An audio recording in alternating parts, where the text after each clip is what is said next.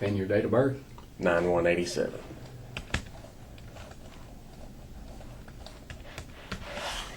So you're 32. Mm-hmm.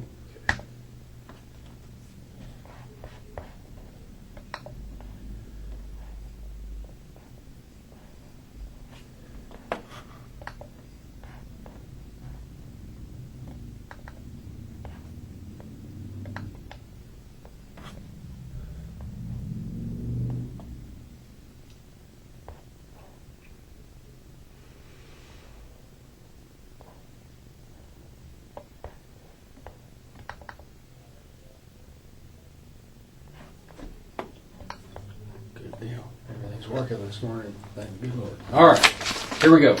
So, polygraph. Let's get a few things clear.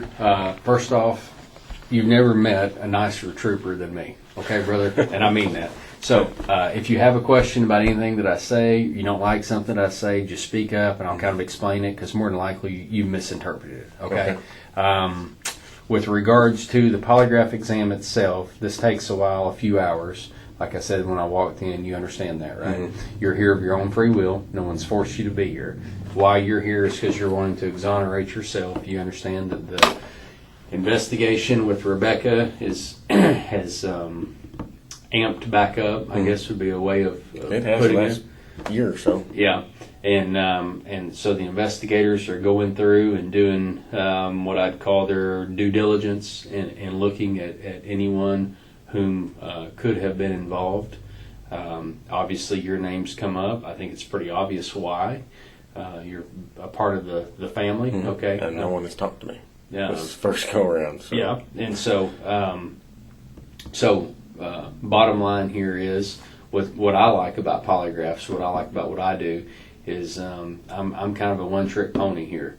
So when I give somebody a test, all I care about is the test with regards to what crime it is, and this crime is homicide. So we're not here to talk about anything else with regards to criminal activity. I don't care about cheating on taxes. I don't care about cheating on a spouse. I don't care about any of that. The only reason why I'm here, and I want you to make sure you got this in your mind because this is very important, is the death of Rebekah. Okay? So I'm only called to do major cases, which is nice for me, and it should be somewhat of a relief for you. It would be for even me, because I'm a realist. Okay, nobody's perfect in this world. Okay, there's only one man that was. Mm-hmm. There's no tricks here with regarding anything other than you're here because of your knowledge and involvement with Casey and being part of the family there, and of course the death of Rebekah. Mm-hmm. So any questions that come up here, they're all geared towards the death of Rebekah. Okay, so that's going to be the only thing here. Nothing about your state job performance or anything like that. I could care less, brother. Okay. My main deal was I didn't want this to affect my job. Yeah. So how we do this, when I type up the polygraph reports, even at the top of the polygraph report it says confidential. Mm-hmm. So I'm only going to share this polygraph with the case agent and then our chain of command. Mm-hmm. So I wouldn't worry about that. I wouldn't worry about your agency. I mean, it's not the first time that even troopers are from time to time looked at as a suspect in something, maybe because of this, Mm-hmm. because of family or whatever the case may be, because of them having some knowledge about it. So I wouldn't worry about that. Okay. With that being said, we've got two forms that we fill out. One's the polygraph examination release form. Both of these forms are mandatory in order for you to take the exam. Okay. Not mandatory that you have to agree to them, just mandatory that I have to have you sign off on them before I can give you the exam. Mm-hmm. You understand the difference there? Yeah. Okay. Polygraph examination release form basically says you're here of your own free will. No one's forced you to be here. You understand that you're going to take a polygraph. I'm telling you the polygraph is in reference to Rebekah, the death of Rebekah. Yeah, that's it. Sound good? Yep. Okay. The other form is your Miranda rights form, which you've heard that. Everyone knows those. And like I said, both of these are required in order to take the examination. But you don't have to agree to these.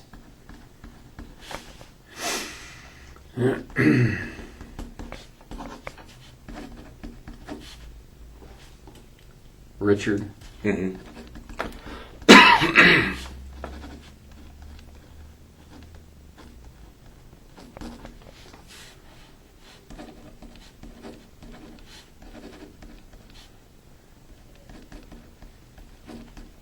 Okay. I state your name, brother. Corey McCullough. Okay. Voluntarily, without threat, duress, coercion, undue influence, force, promise of immunity, or reward, and agree to stipulate to submit to a polygraph truth verification examination to be conducted by officers of the Arkansas State Police. I understand that I'm not required to take this examination, that I have the right to remain silent, and that anything I say can and will be used against me in court. I have the right to talk to a lawyer before answering any questions and to have a lawyer present. I have a right to the advice and presence of a lawyer, even if I cannot afford to hire one. The Arkansas State Police cannot furnish you a lawyer. I further understand and acknowledge that I have the right to stop answering questions at any time. Waiver. I have read or had read to me the above statement of my rights and understand what my rights are. I'm willing to answer questions and or make a statement. I'm taking this examination of my own free will and that no force, duress, or undue influence was exercised to require me to submit to the examination. I also agree to completely release and absolve the Arkansas State Police from any liability connected in any way with this examination. I attest that I am in good mental and physical condition and that I know of no mental or physical condition or treatment plan which may impair or be impaired by the polygraph examination. Sign there, brother, if you agree to that. And the time is 10:57 a.m. All right, now for the Miranda rights. Going right through here. Oh, brother. Here we go.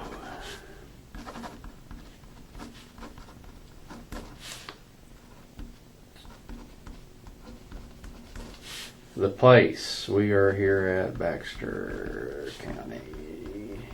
SO 10:58 a.m. All right. Before we ask you any questions, you must understand your rights. Do you understand that you have the right to remain silent? Mm-hmm. Can you say yes for me? Yes. Oh, do you understand that anything you say can and will be used against you in court? Yes.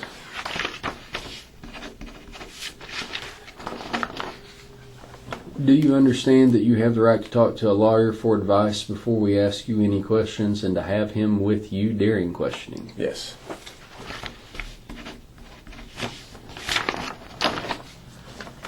Do you understand if you cannot afford a lawyer, one will be appointed for you before any questioning if you wish at no cost to you? Yes. And do you understand that if you decide to answer questions now without a lawyer present, you will still have the right to stop answering at any time? You also have the right to stop answering at any time until you talk to an attorney. Yes. And lastly, waiver of rights. I have read this statement of my rights, understand what my rights are. I'm willing to make a statement and answer questions. I understand and know what I am doing. No promises or threats have been made to me, and no pressure or coercion of any kind has been used against me.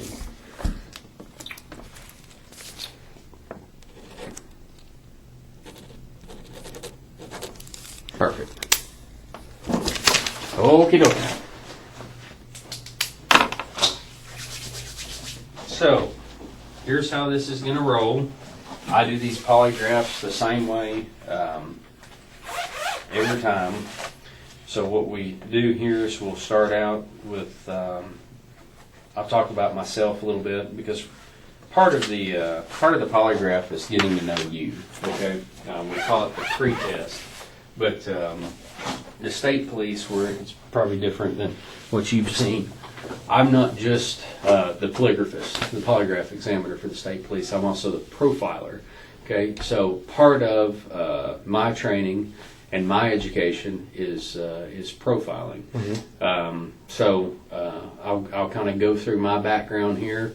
Not a brag sheet, but again, this is just something that I want you to know who you're talking to, and I hope to instill some confidence in you with regards to the examiner being me. Okay. And we can't get past that hurdle, that confidence hurdle, without you having a good understanding of whom I am. Okay, make sense to you? And again, if you have any questions, brother, speak up, because this needs to be like you and I going fishing this evening at one of our farm ponds. I mean, I want this to be back and forth and an ongoing discussion. So, with that being said, I graduated college with a criminal justice degree, and then got my master's degree, and so I've got both of those. And I went to work for the federal government in law enforcement. So I grew up of modest means, and I liked hunting and fishing growing up, okay? Like most guys do, I guess. Growing up in rural southern Missouri, Ridgedale area is where I grew up. Blue Eye, if you're familiar with over there. No. Okay. Blue Eye. Do you go through that if you go to Branson from here? You go through Ridgedale, yeah. So literally both of those towns are right there on the line. I mean, like on the line. As a matter of fact, even Blue Eye, South Blue Eye, if you will, is actually in Arkansas. But anyways, so I grew up there hunting and fishing, and so I had always contemplated kind of going into a law enforcement agency that I could be outside for, right? And while I was in college, I started working for the Corps of Engineers, just as an intern, and talking with those guys and kind of letting them steer me, right? Because I'm a young kid and don't know anything. They're like, why don't you do something with the Fish and Wildlife, the U.S. Fish and Wildlife, or the National Park Service, or the BLM, Bureau of Land Management. So all of those agencies that I just discussed, including the Corps, are what they call land management agencies, okay? And they're under the Department of Interior, okay? And so I got to looking at that and gomming around while in college. I'd always wanted to be a state trooper, okay? But those guys were kind of talking me out of it, wanting me to go federal, because according to them, the pay was better and the job would be better. So I got to looking at that and what it took to be commissioned through the Department of Interior as a federal officer. And so I applied and I got it right out of college. And in fact, I finished my master's while I was going through FLETC, the Federal Law Enforcement Training Center, and then even after I didn't get it all the way done, I finished it when I was in the field. My first assignment was down in South Central Oklahoma. I was stationed down there. It's a recreation area. It's a lake. It's called Lake Arbuckle. So I was stationed down there. Got to do a lot of cool stuff with going on details, right? At that time, like it is now, this is crept back up, but the border was big. And so if you were a federal officer and you were young and wanted to go down there and sweat a little bit, you could go down the border. So I spent a month down on the border, down south of Phoenix, and then south of Corpus Christi, Texas, so Arizona, Texas, and it got to do a lot of neat stuff.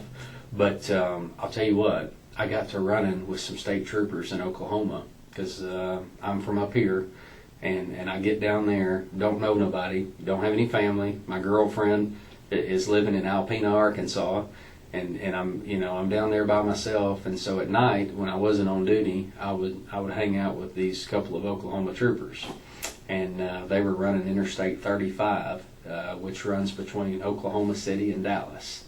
And they had to run that stretch of the interstate there, and man, that was a haven for dirtbags. Lot of dirtbags coming up and down Interstate 35. And I got to running with them and thinking, holy cow, I don't ever want to check another guy's fishing license or hunting license, or I don't care about somebody drinking out there on a boat. It wasn't, I don't know, it just seemed like small potatoes. Now, this is me speaking, you know, I'm being honest here. There's a need for that type of law enforcement, but I just didn't, I didn't want to do it anymore. So I make a call to my girlfriend, a longtime girlfriend, and said, hey, I'm going to come back up to Missouri, and I'm going to apply with Missouri Highway Patrol. And then I even contemplated applying there in Oklahoma because I'd made some contacts there, and there's no highway patrol agency in the U.S. like Oklahoma Highway Patrol. You talk about a squared away, really right wing group of guys. They really are. But my wifey, her girlfriend at the time, whom I have later married, talked me into applying with, of all places, the Arkansas State Police. Because she's living in Alpena. She got a good job here in Arkansas after she graduated college. And so I applied. I got stationed in Marion and Searcy County. So I ran that stretch of highway there in between those counties for about 6 years. So I was on the highway that long. And my wife and I decided we were going to have a little girl. And so we had Shelby K. She came along, and at that point, I thought, I got to get out of this shift work, okay? And in the meantime, my goal in life, I came from poor means. I never had land of my own to hunt, was to have a cattle farm. I paid for my undergrad in college working on a dairy. Kind of a little caveat there. Mm-hmm. So at that point, working on that dairy in college, I knew I wanted to have a farm. So saved up the money as I was working down in Oklahoma. When I came back to Arkansas, we bought a cattle farm, a cow-calf operation. So I've still got it, and we run a few head of cattle down actually in Marion County is where I reside. So all that was going on. I told my wife, hey, I need to get off of this shift work. It was getting old to me, being on the road, stopping people.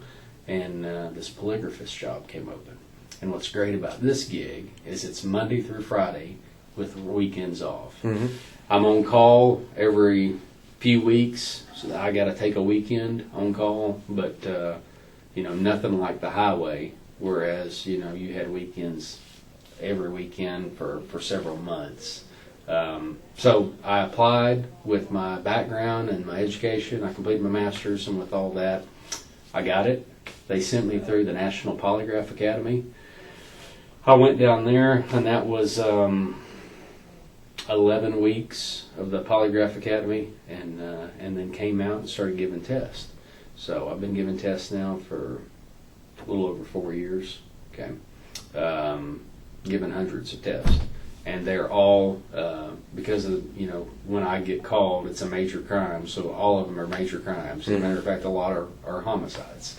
So it's a pretty good gig. I've got a pretty big area, so I run to Izard and Fulton County, and then even go as far west as Fayetteville and Springdale. I give tests over there, and then even far south as Russellville.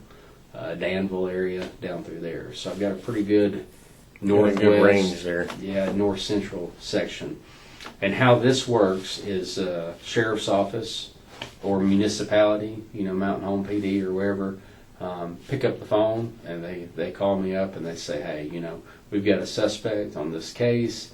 We're not able to alibi him out or whatever the case may be. These are the reasons why he's a suspect.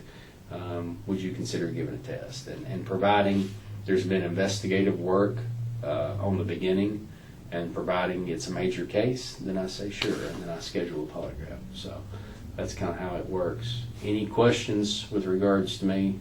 None. Okay. You pretty much laid it all out there. Okay. I talked too much, didn't I? No, I mean, okay. It was interesting. Knowing where you come from, it's good to know. Okay. So current day, going right now, I've got, wife, little girl. We're big into our church, so I'm a Christian, and then I'm big into the cattle farm. I hope, just to be totally honest with you, I don't want to do this for very much longer.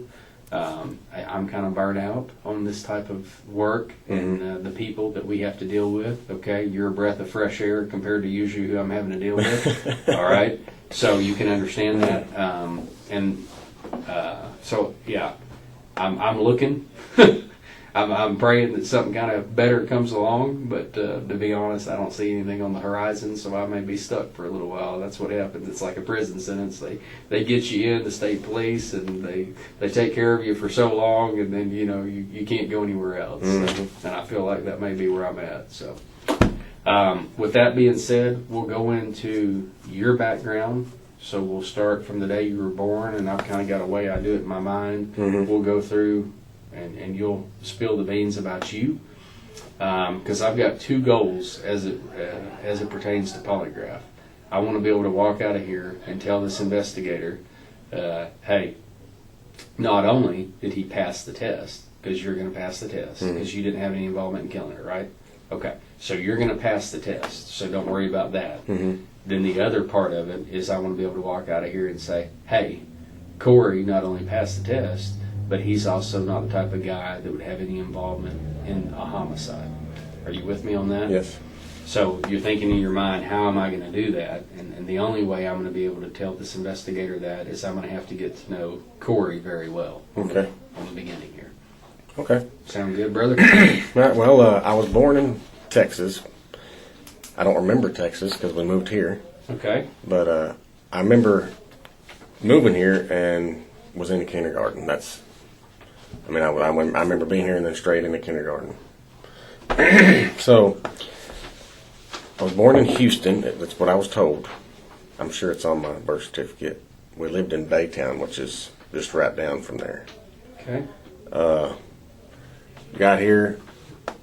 My first memory of Arkansas is standing out in front of the trailer out there. Standing there.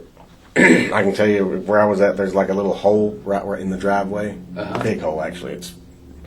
And they call it the sinkhole, but I remember that was actually grown up with trash all in it. And I was standing there in that tall grass looking at it. That's my first memory of it being in Arkansas. Okay. But from there on, just a bunch of what kids do, playing out.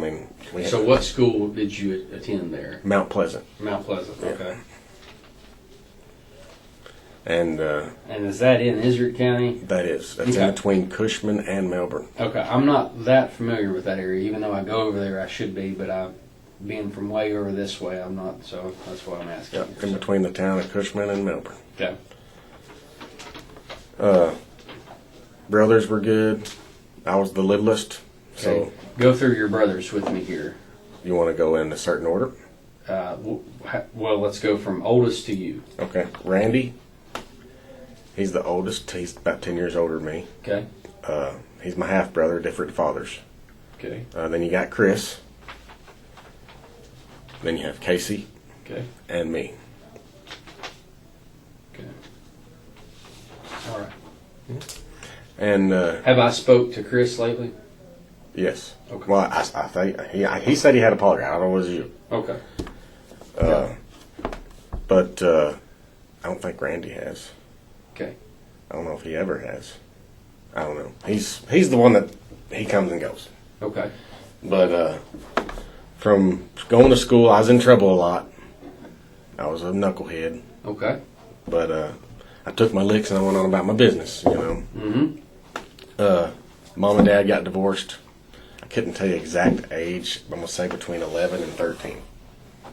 Yeah. They got divorced, and we all lived in Mount Pleasant, right there in town at that, because whenever Dad stayed, that he got to keep that place in Guyan. Mm-hmm. Mom moved us to Mount Pleasant, kept us in the same school. She's dating, and I'm kind of doing my own thing. All of us are, because Mom's working, trying to keep us floating, so she didn't have time to make sure we weren't doing stuff.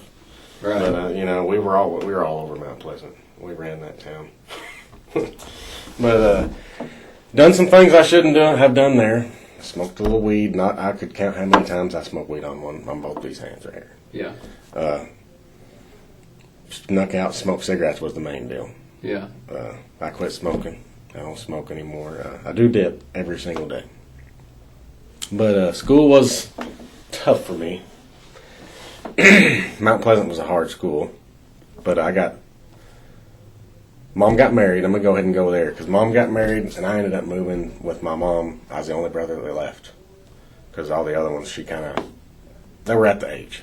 Right. I think Chris had graduated. I think Casey had like his senior, maybe junior or senior year left. But she let him stay with some friends that we went to church with. Okay. So it was basically like family. So he moved in over there. Dad's child support check went to that family for Casey. Oh, okay. But we moved to Benton. I moved to Benton with Mom. Okay. And hated it. Oh, God, I hated it. I went from a 30-person class school to a 500-something people in a class. Big change. So it very uncomfortable for me. Yeah. But I pulled through it. Ended up making, lots of friends. Played football. Got in, we didn't have football in Mount Pleasant. It was basketball and baseball. So I can relate. I'm going to try that out. So I tried it out. Actually ended up enjoying it, Broke my leg playing football there. Ooh. So, but I still had the fumble. I recovered it. I think it was 9th grade. I mean, I didn't go to school there very long at all. Maybe 9th into 10th, maybe. It's a long time ago. Yeah. Maybe 10th. I'm not going to confirm that. Okay. So I know I was a freshman there. Did that. Ended up, Greg's dad, which is my stepfather, owned a trucking company in Judsonia, which is right outside of Searcy. Okay. So his dad talked him into coming down, taking part of the company, running it, and then his father died, and then he got the whole company. Right at my senior year, let me just say, when we moved to Searcy, that was a little better. It wasn't as big of a school. So I actually liked Searcy over there. And so when did you move to Searcy? When would that have been? What grade? Freshman year, or right at the beginning of my sophomore year. Okay.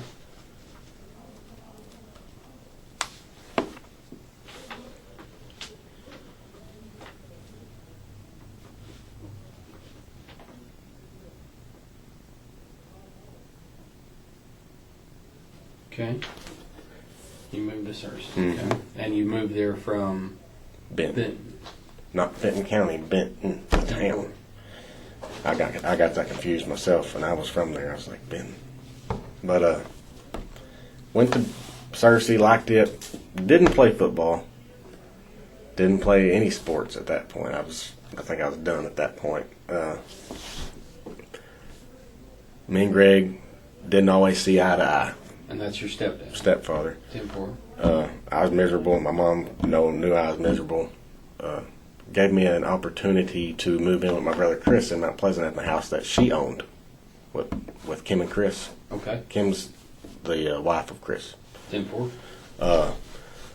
Wasn't there very long at all. Okay. Chris and Kim wasn't watching me at all. Got suspended from school because I don't do, what's the word? I don't do favoritism. Yeah. And there was the class pet from the teacher, who happened to be one of my best friends. Every day after class, instead of doing his homework, he'd take his desk and turn his desk and butt it up right to hers and just have a heyday with her all class. So I was like, okay, I'm going to do that one day. So I turned my deal around. She's like, you need to turn around and do your homework. I said, he's got the same homework I got. She's like, I'm telling you, turn around and do your homework. I said, and I'm telling you, if I'm going to turn around and do my homework, he's going to turn around and do his homework. And she's like, I'm telling you, if I have to tell you one more time. And I was like, what is it? That time of the effing month. And I got suspended because it was a sexual remark. Not suspended, expelled. Expelled because it was a sexual remark. Okay. Mom come back and got me. Ended up staying there, graduating. Before I graduated, I moved out with my stepbrother, Brandon Kelly, which is the son. He's not going to be on there. Okay. Son of Greg, oldest son of Greg. Okay, I'm with you. Moved out with him my senior year. I did my senior year by myself, just me and him in this apartment in Searcy. Almost didn't make it. I almost missed too many days, but I pulled through. Went to school sick. I pulled through. Pretty much that whole second semester, I had to just do it all. Sick, throwing up, whatever I had to do to get there. Right. Ended up getting it, graduating it, and then before I graduated, me and my stepfather started getting along a little better, and he asked me if I wanted to come work in his shop trucking company. Yeah. I was like, sure, I'll come work in the shop. And he said, how much you want? Think you ought to be paid? And I think I was making like $300 a week. Wasn't much. Yeah. But it was enough to pay insurance and keep a truck.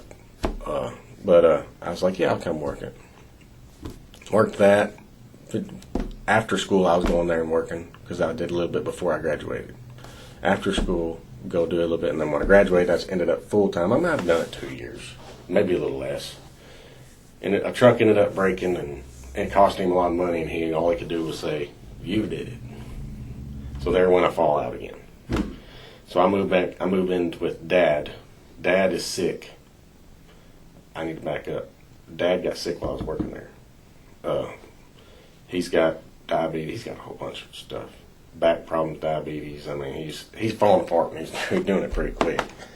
But he almost died on us when I was there, and Greg paid for me to go fly all the way to California to see Dad because the doctor called me and said he's dying. So I went all the way to California, and Dad I was there about a week, and Dad come out of his coma, and the doctor said, "Oh, he's going to make it," because they told me on the phone he's not going to make it. You need to come see him if you want to see him. So there was that part. At that point, I would say my work wasn't the biggest thing in my life. Yeah, I can understand. I was going to visit Dad as much as I can because it hurt me because that trip Dad took, that one that he almost died. He called me because he'd go through Cersei, Judsonia area, the interstate's right there. So whenever he was coming through there, he'd go this go around. He said, "Hey, you want me to stop and we can eat some lunch?" And I had a whole bunch of trucks lined up that I was the tire man, the oil man, and the trailer man. So I had all that, and I had a bunch lined up. And I said, "Dad, I really can't get away today." And then she said, "This happened." So I felt really, really crappy. Yeah. So at that point, I tried to spend as much time with Dad as I could. Work wasn't a big. Well, can you stay late? No, I'm going to Dad's. Didn't go there as much as I probably should have, but ended up. Greg fired me over that truck breaking. Okay. At that point, that day that I got fired, I packed up all my stuff, which wasn't much. Moved in with Dad. I was probably 19 or 20 at that point. Okay. I guess I need to talk about the area where this reason I'm here, don't I? Well, I'll get to that. Yeah. Well, there's a spot down the road with what I call case discussion. Okay. So don't worry about that, brother. We'll just keep on trucking here with your background. Okay. And moved in with Dad. Chris was working at the prison. Casey, I want to say, was at the plant, but he could have been at Sonic. Okay. Could have been. The flooring plant? Mm-hmm. Okay. Now, he's been there. Everybody but me, I think, has worked there. Okay. But Chris got me a job at the prison. He'd been there maybe 2 years, maybe a little less at the time. My interview questions were ridiculously dumb. That's how I knew he did it. Yeah. The warden's questions were like, "What if you were the warden of a prison? What would you want around the prison?" I said, "Around." He goes, "Around." That was his hand gesture. I said, "A fence." He goes, "Yep." Good answer. Okay. The other one was, "Do you smoke?" At that point, I did. I was like, "Yes." He goes, "You want to stop?" I said, "Yes and no." He goes, "All right." What was another one that was retarded? Basically, I was just given the job. Yeah. Went to the academy on that. Almost quit at the academy because I was like, I don't know if I want to do this. Ended up pushing through it, loving the job. Stayed there. I left the prison facility. January 1st, 2018 was my first day doing this. What I do now, which is the probation pro. Okay, give me that date again. When did you January 1st, 2018. Okay, 2018. Okay, so you hadn't been there that long. No. And how long? When did you start at the prison? So 2007. 2007. Mm-hmm.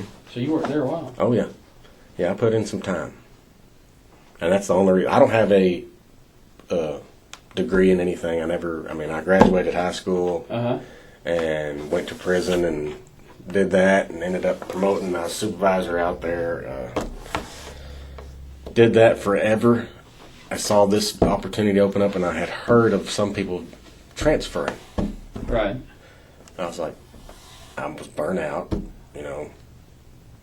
I was like, I want to try that. So I put my name out there. First, I put it in twice. First time I didn't get an interview. Second time I did. So, but I got it on the second one. I interviewed and they loved me and thought I had a great sense of humor and still do. Let's see. I think I need to back up some. Prison life. Yeah, I mean, I come here and 2 weeks later from being here with Dad and Chris and all them, I was working at the prison maybe a month later. And you enjoyed it? You liked it? Yeah, when I finally got there. Yeah. I was like, because like I said, the academy, I was like, this is a joke. You know, this place has no clue what they're doing. Ended up loving it. Promoted in 2011 to sergeant. Stayed that till I left, but I was comfortable where I was at. I wasn't just a sergeant. I was the shift sergeant. Mm-hmm. Lieutenant was out or sick or something. It was my shift. So I was over 30 plus officers and 1,500 inmates at any given time. Okay. Enjoyed the pressure, I guess you could say, of all that. Trying to, you know, because if something went wrong and the warden didn't like it and my lieutenant wasn't there, guess whose fault it was? Right. But I enjoyed the challenge, you know, challenge accepted. That's the kind of person I am. You tell me I can't do something, I'm gonna try my hardest to prove you wrong. Right. That's just who I am. I go 110% if I'm given a task. I try to do it not only right, but quick. Right. Because I want to make sure I've got plenty of time for the next task and plenty of time to make sure I got all my ducks in a row to make sure it's going to come through successfully. So I like to make sure I'm 100% ready for anything. But I stayed there, did all that, got burnt out. They didn't want me to leave, of course. Put my deal in, got the interviewed. After my interview, I got pretty much was told, you know, not really told, but the boss looked at me and asked me a few questions that I knew was the sign that, hey, you're the one, you know. Mm-hmm. So I went to my boss. I said, hey, I just want you to know I interviewed for the probation pro job. And he goes, really? I was like, yes. He goes, well, good luck to you. I was like, well, I'll let you know if I got it. They hadn't given me the confirmation of it yet. But ended up getting it, doing it. Now I'm doing it now, and I love doing it. I mean, some of the officers are kind of a pain in the butt because they're more hardcore than me. I'm not in there to yell and cuss at people. Yeah. There's two of us that don't, and that's the one I hang out with. Yeah. And the other ones are, I mean, they're like, why? And then they've even come to me and said, why do you? I was like, well, my first response was, look, I worked in a prison for 11 years. I've yelled enough. Yeah. And I yelled a lot in there. I said, I'm done. I said, if these guys want to dope, I said, I'll do my paperwork. I'll pass it on up the chain. If they go back, they go back. I said, I'll do my job. But I'm not going to sit here and try to stress myself out because someone wants to dope. Mm-hmm. I'm not going to do it. Give me kind of the rundown, because I'm ignorant on. So it's ACC. Yes. And what is that an acronym for? Arkansas Community Correction. Arkansas Community Corrections. Okay. Yep. Well, now it's all ADC and ACC are together, and I can't even tell you. They are. They are not together. I was wondering that. Some kind of, I don't know. It's a big, long phrase of, I can't say how I feel about it. Okay. Something so about all are together. Arkansas. Yes, we're all one. We now have a director that's over several directors. I don't understand it. They were like, well, it's got to save the state money, and all I see it, the reason I see it is because I know who the bosses are over our area, and I know who the bosses are over the other one, because I come from the other one. Mm-hmm. And they're like, well, it saves the state so much money, and I'm like, no, it doesn't. If you look, they've added 8 jobs to the bosses. Jobs. Yeah. To the boss area. Ain't no way they're saving money. No. So they can bullcrap somebody else. I know that the governor was just trying to make it look like he's doing something, but it's okay. Yeah. Where did we get to before I got off on that? Okay. Well, I had interjected and asked about ACC. Yes. Okay. But as far as your background, I mean, you were just telling about how you had just gotten hired on ACC back in 2018. Right. And another day they were talking about how I'm not mean enough to them. I'm not going to be. I'll do my job. I'll send it back if the pro board wants them to go back, and if the prosecutors want them to go back, I'll do that too. I don't care. But I'm not going to sit here and yell at them for it. Have I been aggravated with some before? Because I know some of them are better than that. Yeah. I know them. Yeah. It's not. The thing about my job is the area I'm working. I know a lot of people. Some of them sitting in front of me are people I grew up with. Yeah. What area are you at? What is your I cover Independence. Independence, so that's Batesville. Mm-hmm. Okay. But if they say, hey, go work this area, I mean, it's just phone call away. We got state jurisdiction just like y'all do. So is your office in Batesville, yes. Or where's your office? Our office is in Batesville. Okay. But what was I saying? we have brain issues in our family. Yeah. Well, my dad will say, I've got dementia. Well, he does. He takes medicine for it. But Dad will be like, where did I put that? I'm like, I don't know. And I'll be like, Dad, I forget where I put stuff too. It's not that big. You know? Yeah, I do too. Yeah. That's part of it. Yeah, I think everybody does. But well, we'll just carry on from 2018 you start and you've got a caseload. You're working in Independence County. Mm-hmm. Mm-hmm. Went to the police academy. I'm certified law enforcement. Right. What academy do y'all go to? Is it Camden? Camden. Mm-hmm. Okay. Yeah. Well, now it is. Used to they had their own, and they went to Camden. Now Camden does both. The street and probation and pro. Okay. So there's two different classes. Okay. Some classes you're in together, some and then when you're learning your policies and they're learning their policies, it's kind of just a little separated. But we run with them, work out with them, we did it all. Yeah. But did that, which was an awesome experience. Learned a lot. The reason I even went into that is because I did the prison.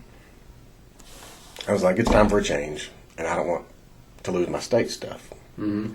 So I was like, okay, that's a state job. That's the whole reason I put over there. I was like, I can just keep it all and keep rocking, Mm-hmm. Yeah, but, that's good. Yeah, good plan. That's the reason I mean, I could have went and done something else, but like I said, I wanted to keep all my benefits going, my retirement going. But there's really not much more. Here I am in 20. So, are you married? I'm not married. My divorce was signed off on either end of last month or beginning of this month. Can't remember. Okay, but you were married, Mm-hmm. and how many? Just one time? 2 kids. No, I've been married twice. Okay. Got a daughter with her. Okay. First, let's start off. First wife. Whom was First that? wife is Kiana Gilbert. How do you spell Kiana? Cianna. Okay. Married her right out of high school. Okay. And you had one child? One. Me and her have not. Okay. Okay. So you I divorced? didn't marry her right out of high school. Hang on.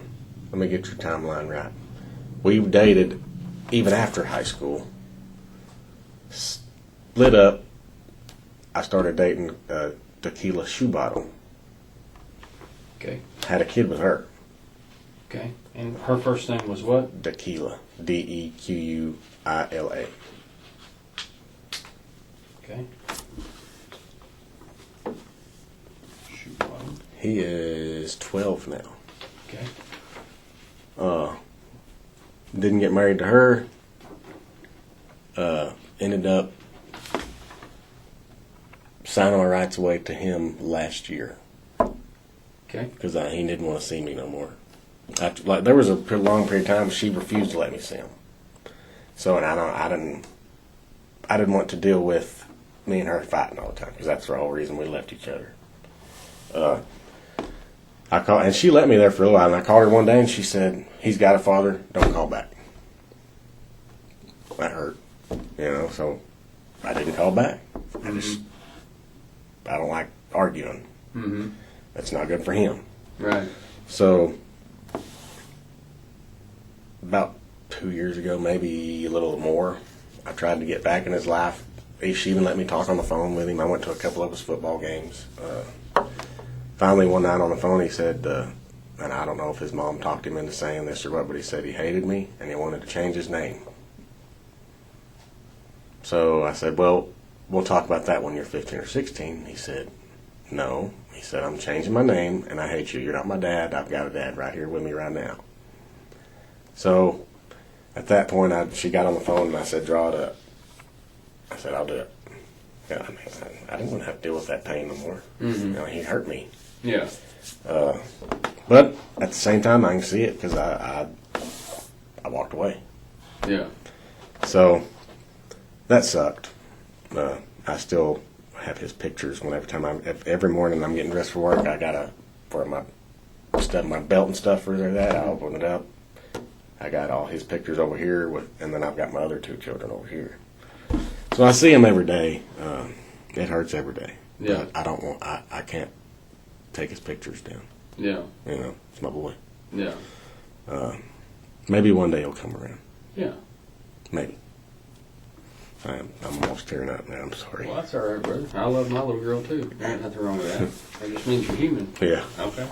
So, back on the other 2 kids, let's see. And what were their names? You didn't tell me that. These 2, the boy, he's the older. He's 5. His name is Sawyer. Sawyer. Mm-hmm. And who's his mama? Megan McCullough, or Megan Long is her maiden name. I think she might have had it changed to that in the divorce. Okay. Back to Long. Palin McCullough is the daughter. Okay. Palin, I like that. Yeah, we got it from, what's her name? Yeah, the Alaska governor. Yeah. Governor Palin. But those 2, I already told her, my ex-wife, I said, and because she was with me through all this. You know, Oh, yeah. Yeah. And I said, there's no way I'm letting these 2 go. Right. I said, you're stuck with me. There you go. But and she's like, absolutely not. I'm not going to do that to you. Yeah. Because she sat there and said, I guarantee you, she was sitting right there, telling him what to say to you on that phone. I was like, well, it worked. Yeah. You know. And we don't hate each other. I try to be as nice as I can to her. I mean, we got 2 kids together. Yeah. Last thing I want is to continue the arguments we were doing all the time in their presence. I mean, Yeah. I want them to see us being happier now. Right. But Okay. those 2 are my pride and joy. I'm currently dating my first wife again, Kiana. Okay. I did marry her after the Keela one. Yep. We got back with her and ended up getting married. What maybe lasted a year and a half. But here we are, 10 years later, 11 years later, something like that. Okay. So How old's Palin? they're 4 and 5. 4 and 5. So Palin's 4 and Sawyer's 5? Mm-hmm. Okay. Okay. So Sawyer, is he in preschool? Kindergarten. Okay. At where? What? Cedar Ridge. Is that in? Newark. In between Newport and Batesville. Okay. All right. It's a little school. Okay. All right. So you're back with Kiana? Kiana. Mm-hmm. And her last name was Gilbert. Yes. Okay. It's Sark now. S-A-R-K. Okay. And so y'all are doing good, kind of? Oh yeah. I've been seeing her through the divorce. You know, keeping that quiet, of course. But after the divorce, we made it public. So. Okay. Where does she work at? What's her? She does home health. Okay. She's actually currently has a job in Ball Knob right now, where she'll go stay 48 hours straight with this person, and has the rest of her time off after that. Okay. Where are you living at right now? With Dad in Melbourne. Okay. Probably going to stay with Dad the remainder of his life, more than likely. Okay. To be honest with you, because he ain't getting no better. Okay. Okay. I actually did his pills last night. Yeah. We do them a month at a time. He's got all these boxes, and I'll sit there and I'll put 400 pills in. He just goes to it and pops it, and so. Yeah. Basically, I'm trying to make his life a little easier because it ain't gonna get no better for him. I mean, Right. he watches Mom and Dad die from what he's got, so Oh yeah. there's times he'll just break down. To be honest with you, depressed because he knows what's coming. Right. But we talked about it, and he said he would love for me to stay with him as long as I can handle him. Uh-huh. I said, Dad, I'll do whatever I need to do for you. So Yeah. Well, my folks are divorced, and I take care of my mother, so I can relate to this. Mhm. So we've gotten from birth all the way up to present day. I can't think of anything else pertinent. You regarding your? Well, I tried. If I remembered something, I tried to go back to it. Yeah. No, I think you did a good job there, laying it out there.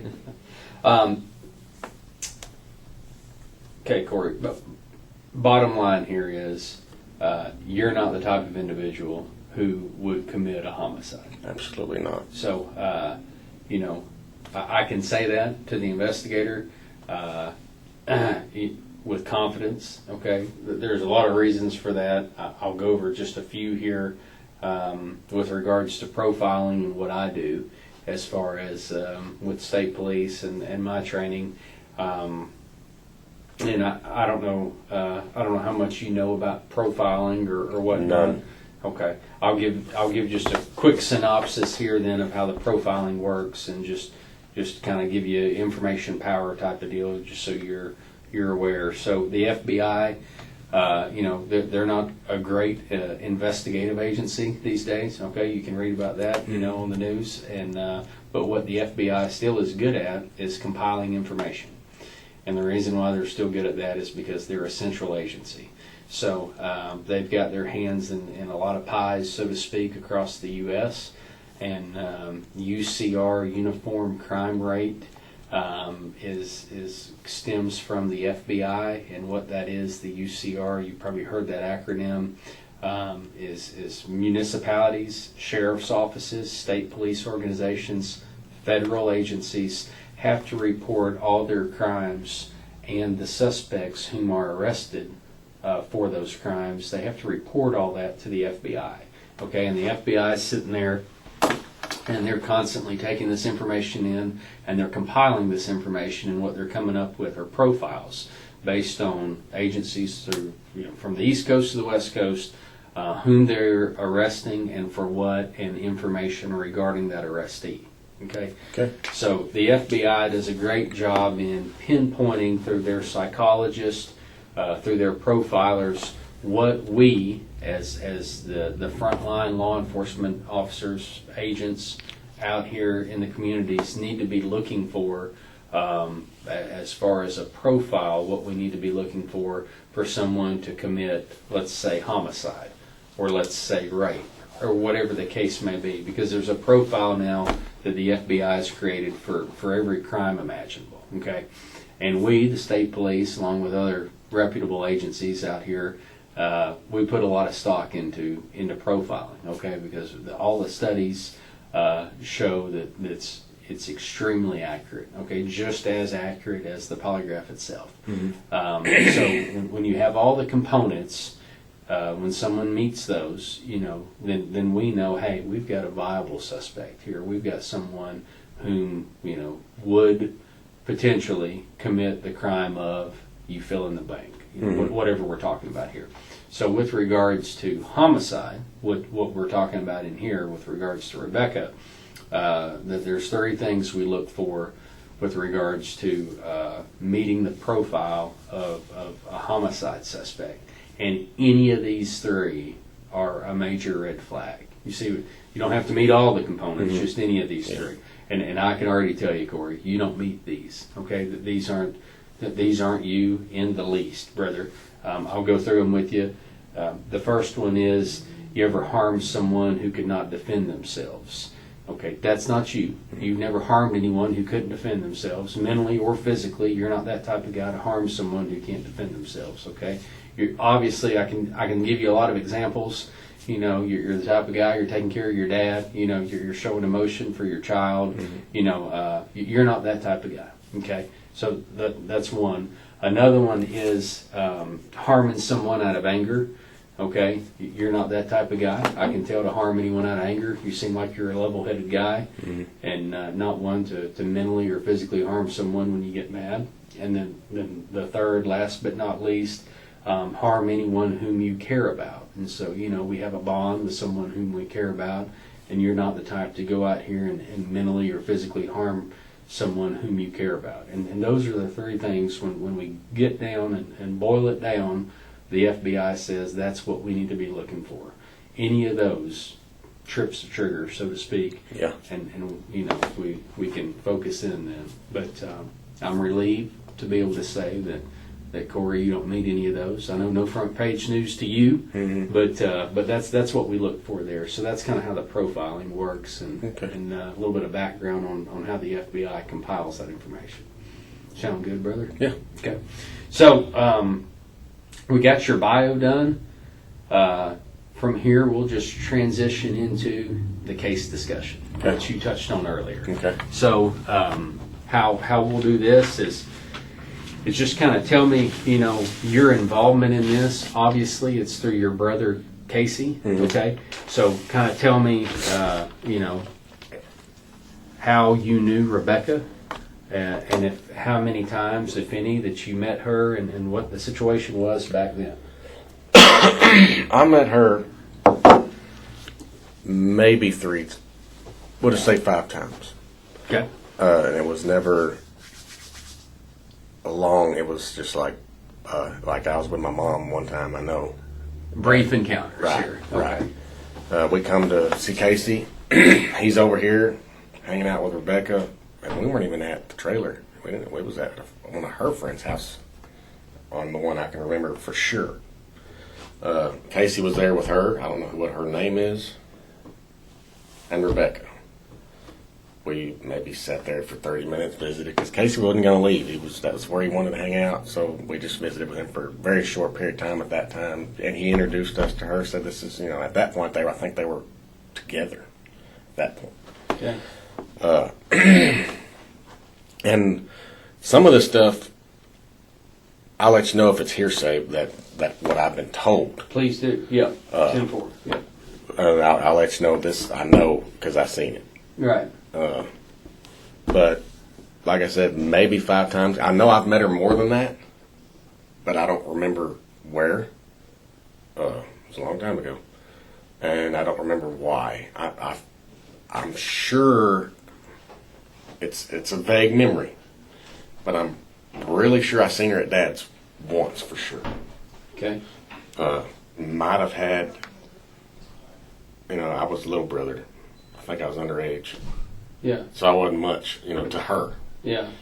Maybe I think we might have had a 3 or 4 sentence conversation her whole time with me at all. Okay. So I was, little brother. Right. The little brother don't, he'll tell on us. He's a little brother. Yeah. No, I wouldn't. But anyway. Right. But seen her that many times, and then Was she cordial during those interactions? she was very nice. I remember she was always happy, smiling. She Okay. was always smiling, very happy person. She wasn't mean at all. If she said, I remember shaking her hand, smiling. She had a great smile, but when it comes to the time, I know when my mom told me about it, I was standing in her house, in her plant room, right? That's the first door you go in, and it's surrounded by windows. I don't remember where I came from. I know we didn't go down there that day. We waited till the next day. Okay. But me and Mom did come. I think Casey had already been interviewed several times or something at that point. Matter of fact, the day we showed up, so I don't know, Dad had to drive from New York. Yeah, he drove straight through. I think he didn't. He probably broke the law and come straight through from New York. But we met at Chris's house, which was Mom's house, where whenever she got divorced from Dad, Chris took that over. Okay. Him and his wife. We all met there. Casey was there, and then I remember Chris Chris and Dad was not there. Chris had to go pick Dad up because he was without a vehicle at that point. At that time, he had a Camaro at one point that got stolen, and they wrecked it. He didn't have any insurance on it, so he was without a vehicle. And Casey, I think, was taking him back and forth to work at this point. Okay. So Casey took him to work, I think, that go around, and then Chris had to go pick him up from when he drove in when all this stuff hit the fan. Dad ended up, Casey was upset that day because Dad wasn't home.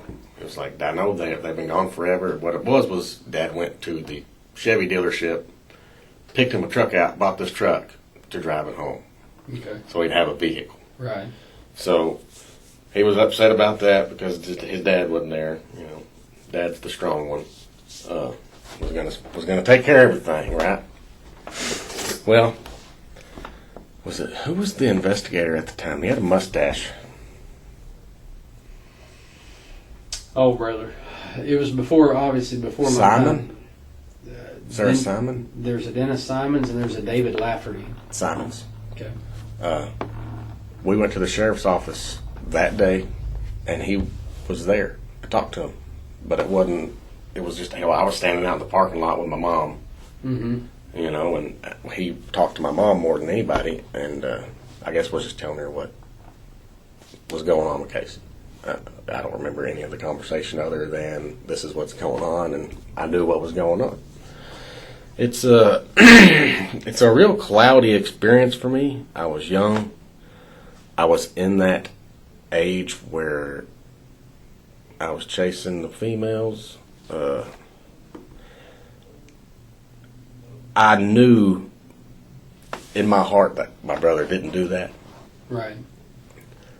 And with him not being incarcerated, I felt a lot better over it, you know, because right. I'm knowing what I know now. I didn't know then, but right. I knew, in my opinion, if he wasn't locked up at that point, I knew, okay, he can't be in trouble, right? Right. So I kind of brushed that whole situation off my shoulder at that point. I didn't know her, so I didn't have an attachment. Right.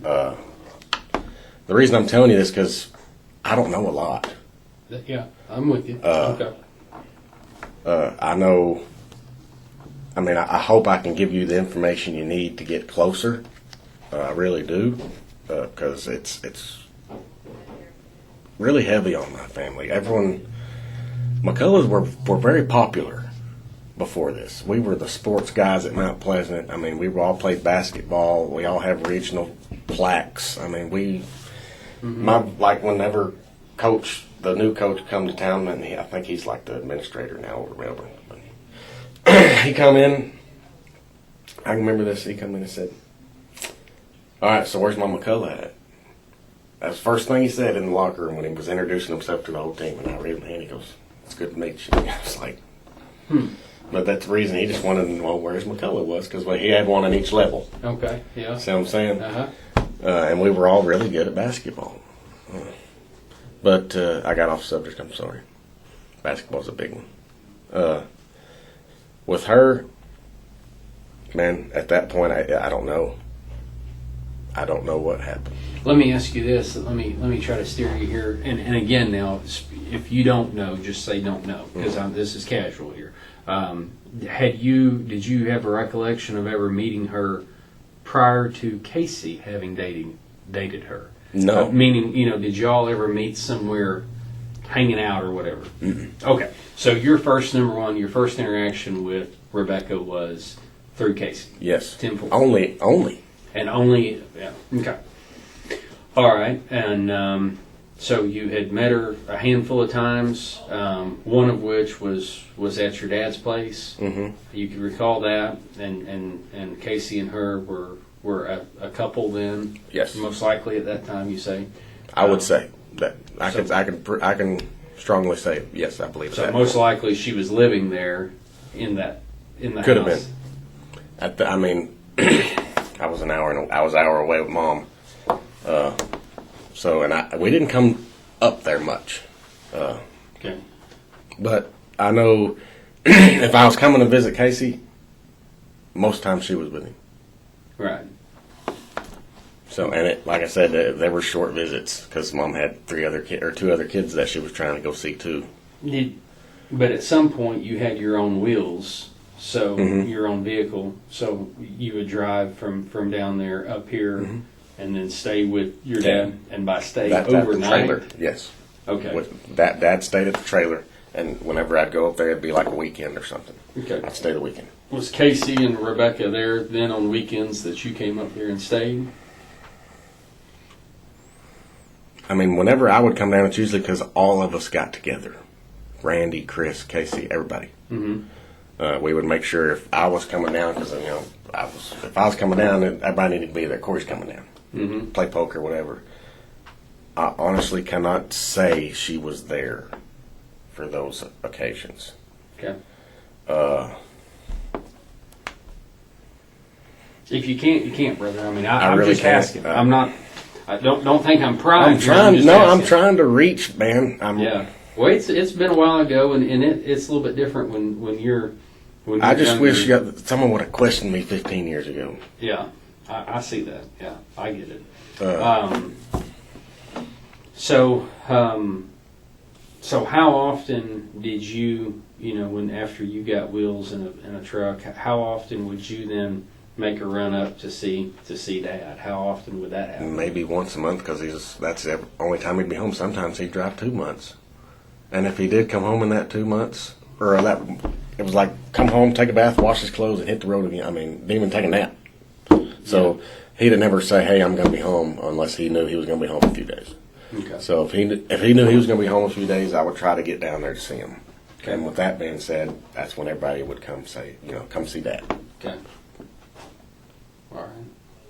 I'm with you. I got it. Clear picture in my mind. Okay.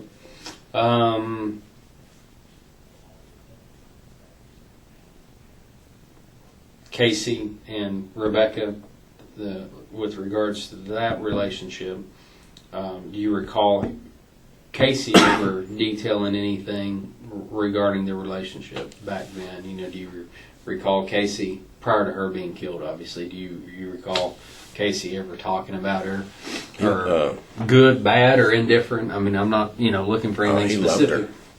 Loved her. I mean, I know, I could tell by the way he was around her that he really loved her. Okay. Like I said, she was all smiles, but at the same time, so was Casey. Whenever they were around each other, from what I can remember. Okay. So you don't recall any relationship problems that you recall? Not to my knowledge. Okay. So she never. I mean, they were kids at this time. So I'm sure they had their differences, and I'm sure maybe behind closed doors. These come out, but whenever they were in front of me, and like I said, if I was seeing them, I was with Mom. Yeah. Okay. But you don't recall Casey ever? Well, I take it back. Like I said, I might have seen her at Dad's during those visits, but I honestly cannot say she was there 100%. Okay. And you don't ever recall Casey talking about her cheating on him or going out with other guys or anything like that? No. Okay. Did she ever come on to you in those meetings? Absolutely not. Okay. Do you know if Casey ever stepped out on her during that time? Not that I know of. Okay.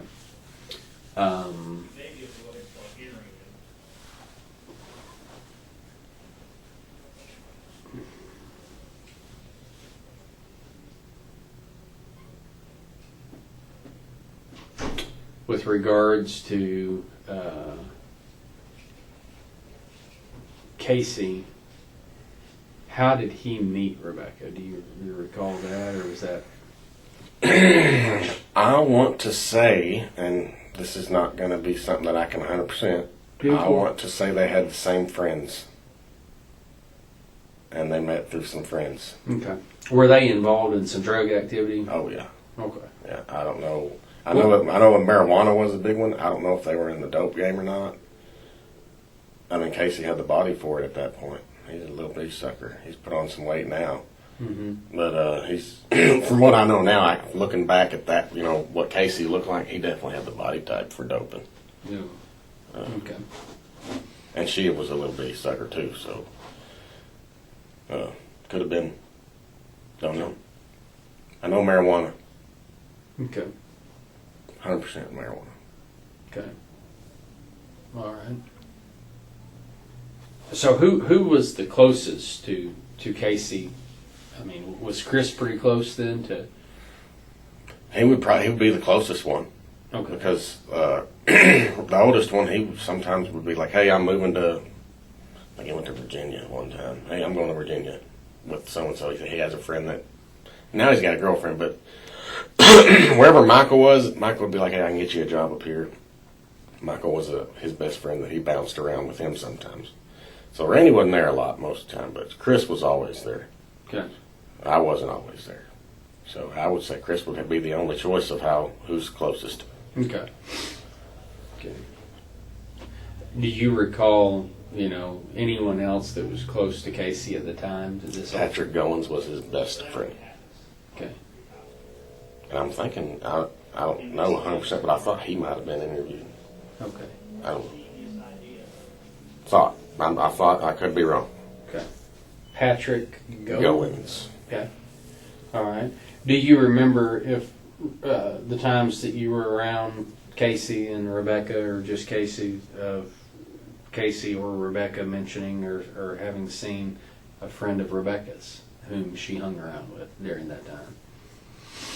Female friend? There was that female that I remember that visit, but I don't know. But it was at that female's place in Melbourne. By the way, it was in Melbourne. I don't know where in Melbourne. It was at this female's place that I can't tell your name because I have no clue. And there was Casey, her, me, Mom. I don't know who that female is. Okay. Okay. Approximately same age at that time as them? She might have been a year or two older than Rebekah. Okay. At least by looks. Okay. Definitely thicker. Okay. And what were you doing over there? Just visiting.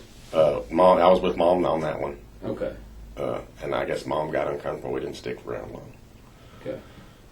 But, maybe 30-minute visit, if that. So you and your mother went over there just because your mother knew that Casey was there? Mm-hmm. Okay. Yeah, I'm Casey's mom's favorite. Okay.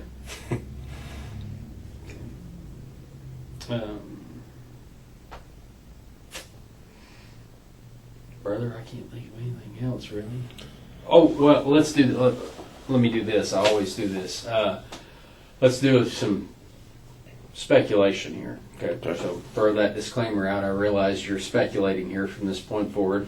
So with regards to what you've heard from at that point, and then even what you've heard since you've been an adult, in law enforcement, through the family and through whatever, what have you gathered? What do you think happened to Rebekah?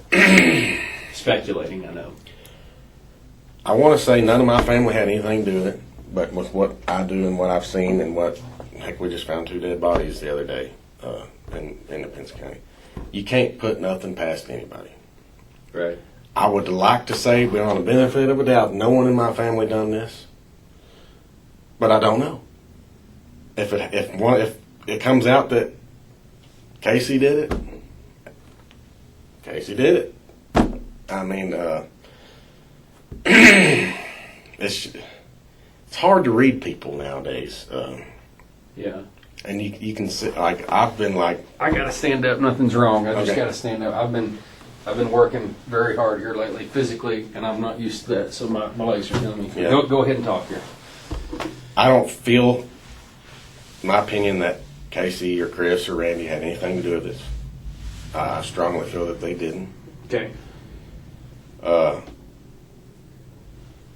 I have, while working at the prison I wasn't a sergeant at this point, but I'm going to throw this out there. Okay. I had an inmate come to me and say, "Hey, are you Casey McCullough's brother?" Right in between mine and Casey's age probably is this guy. Uh-huh. And I was like, "Yeah." And he goes, "It's a shame what they did to her dog, ain't it?" And I was like, "Excuse me?" He goes, "Yeah, they killed her dog to scare her, and I guess it didn't work."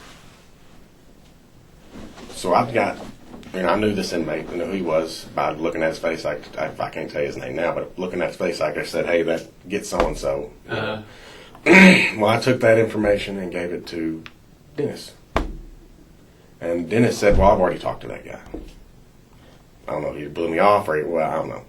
Okay. But that encounter gets me away from my family 100%. Looking at somebody maybe in the dope game, maybe some, I don't know. I think she's the Mountain View girl. I can tell you, I ain't been to Mountain View very much. I'm thinking it's going to be someone on her side. Okay. She had a jealous boyfriend before Casey, from what I hear. Okay. Don't know his name. If you said his name, I might go, oh yeah, that's him. But I'm not, I don't know. Okay. There's a guy that just recently got put in the penitentiary maybe a year or two ago. Can't remember his name, but he's supposedly psycho. That if I mean, I'm not an investigator, but that would have definitely, supposedly he was threatening people saying, if I hear another one of y'all have said anything about Rebekah to anybody, I'm going to kill you. And that might not be word for word what I've heard. Okay. But that's coming from, I couldn't tell you who told me, but that's coming from either brothers or more than likely my brothers. Okay. Casey said he knows who did it. He said he told the investigator who did it, but they just can't get him. I don't know. Okay. I strongly feel like if they're looking at us, they also need to be looking over there. Yeah. I'm with you on that. Okay. Okay. Let me ask you this: with the person you are now, obviously not the person you were 10 years ago, and that's true for everybody, brother. You know, everybody as they go. If you have some suspicions from someone in your family talking to you today, with whom you are and who you've turned out to be, and having kids, Sawyer and Palin, and keeping all their interest in heart, and you wanting to do the right thing, would you be able to tell me if you have some things that you've been keeping to yourself regarding some of your family members? Would you be able to do the right thing there morally and come forward and tell me those things? Yes, I feel like if you asked me, I'd be able to, I'd tell you in a heartbeat. Okay. So with that being said, is there anything that you have been keeping to yourself regarding any of your family members and the possible involvement that they may have in Rebekah's death? No. Okay, brother. I believe you. I just got to ask, so. And that's a big question. I mean, there's a lot of weight to that. Mm-hmm. I mean, I realize you're close. Y'all seem like a close family, really, compared to modern day times. I think y'all are. Honestly, that's what's probably done it. Mm-hmm. But I want to make sure that you and I are on the same page there. Okay, because you got another family now to think about. Okay, and I wouldn't want to see you hiding anything, and taking that risk. Right. Okay. So Chris, no way you can't see him having any involvement in it. Not at all. Okay. And Casey, you don't see him having any involvement? I mean, he's punched me a few times, but other than that, it's brother. Okay. Brother life. But with regards to, I mean, something like this. what I'm saying, the reason I'm saying, like, anger-wise. Okay. Yeah. But nothing you've ever heard or out of him or your dad as far as. No. There's nothing that has been said between any of my family that makes me think that they have anything to do with this. Okay, brother. That's good enough for me. Okay. Anything else you want to add to it? No, I feel like you know a lot about me. Yep, I do too. That's good. That's a good thing. Yep. And I like everything I've heard, so we're good there. Yep. Well, let's step out of here and use the restroom. When we come back in, I'll go over the questions that I'm going to ask you when you're attached to the instrument. We'll go over those questions. We'll make sure you understand those questions. And then you'll sit down. I'll attach you to the instrument, do a quick explanation of it. I'll run a practice test to make sure that the instrument's working. I want to take a look at your body physiology for the first time. Everybody's a little bit different. And then I'll just roll right into the questions that we've reviewed, and you'll already be attached, and we'll go through them, and you'll answer them. They're all yes or no questions. You'll answer them, and then we'll stop, and I'll grade it. Okay? And you'll know. You'll know your score. Outcome. Yep. Yep. The grading process takes a while, just so you know, as a disclaimer there. But we've got some time here, so no big deal. But yeah, I'll use the restroom here and if you need to, by all means, please let me. Absolutely. I don't know where it's at though. Right out here.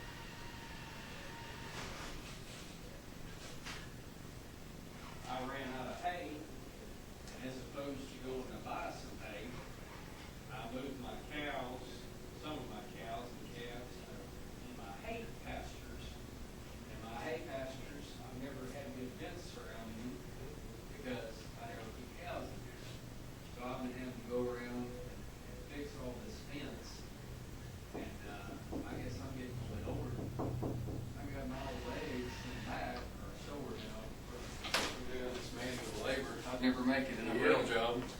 I've got everything I need to do a fence. Yeah. But I don't do it much.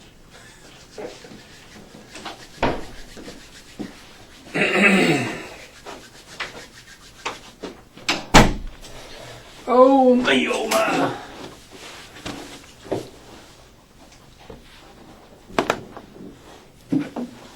Okie dokie. So we'll go over these questions. Here's some disclaimers here. When you're answering these questions, they're all yes or no, and you're attached to the instrument. It's imperative that you stay still. So with that being even your head. So people have a tendency to nod their head yes or shake their head no. So just try to keep your head still. You'll keep your eyes open. You'll be looking towards that wall. Your feet will be flat on the floor. Your left arm's going to be resting here on the table, and then your right arm's going to be just hanging down with your hand on your right thigh. Okay. 10-4. So, one more disclaimer here.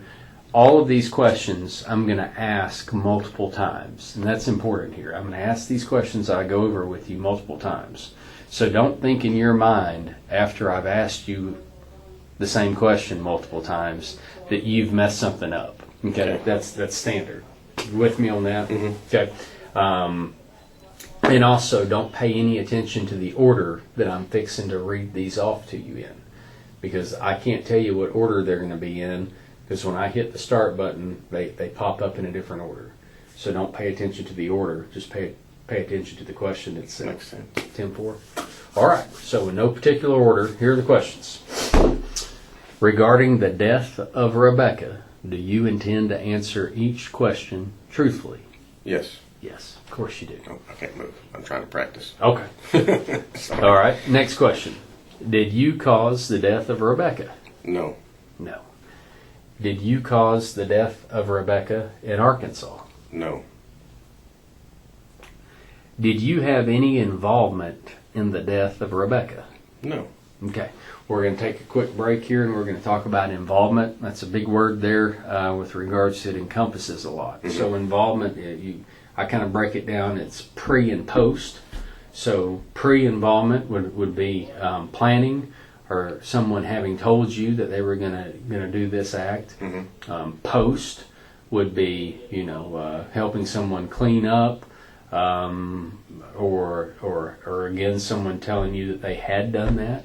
Okay, so all of those things are involvement. That's a pretty big encompassing word there. Okay.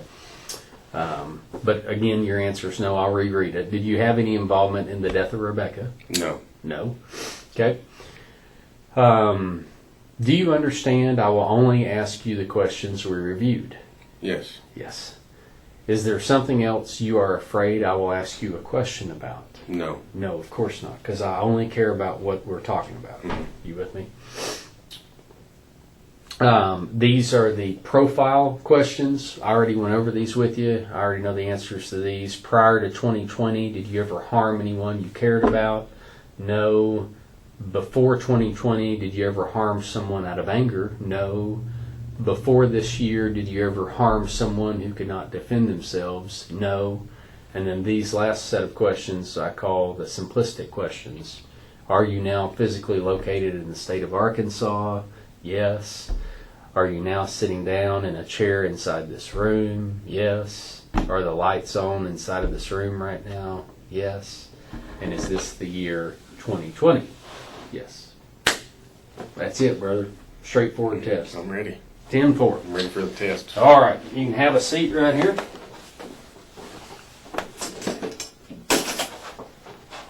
So the first thing you're going to have a seat on is the seat sensor. It's going to monitor movement. It's imperative that you keep still, obviously, during the test.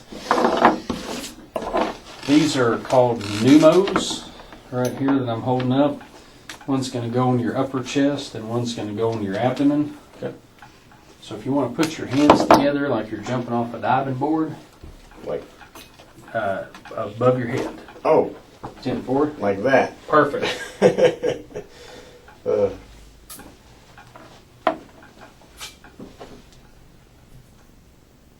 Okay. And this one's going to go in your abdomen.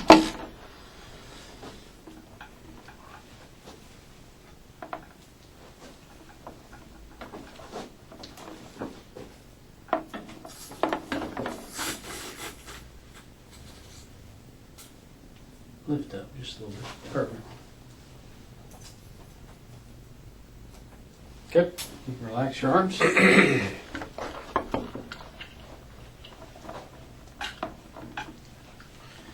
this is an EDA plate. EDA, electrodermal activity. One's going to go.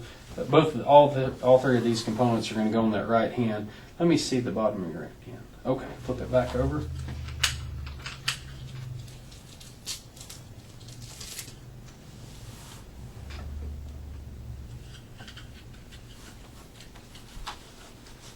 Okay, lift that hand back up just a little bit.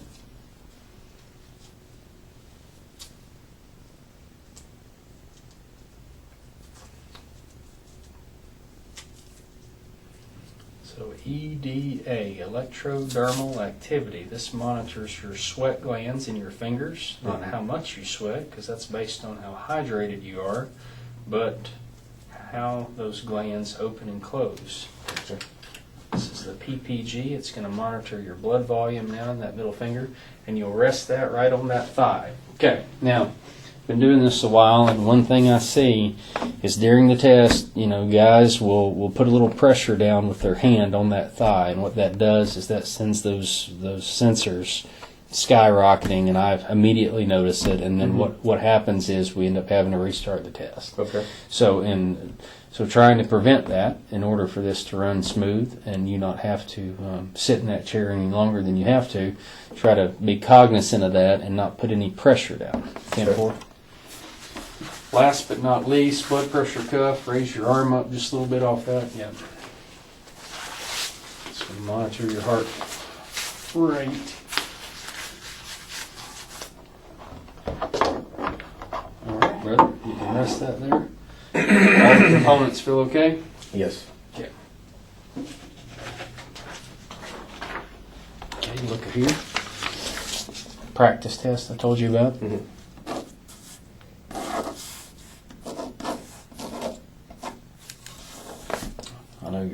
50. Oh boy. Just write in that number there that I missed. Perfect. Okay. I'm going to ask you 5 questions on this practice test. It's just a practice test.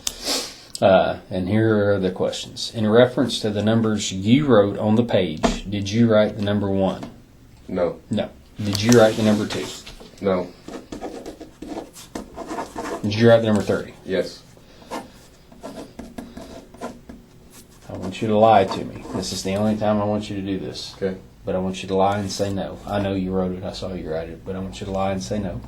Did you write the number 4? No. No. And did you write the number 5? No. No. So they're all going to be no's. I want you to lie to me on that 3rd question. Okay. Okay, brother? Got it? All right. Don't pay any attention to me over here. And don't worry about the clicking or typing or any of that, or pauses. That doesn't mean anything. There's going to be pauses. Some pauses are going to be longer than others. Don't deduce anything from any of that.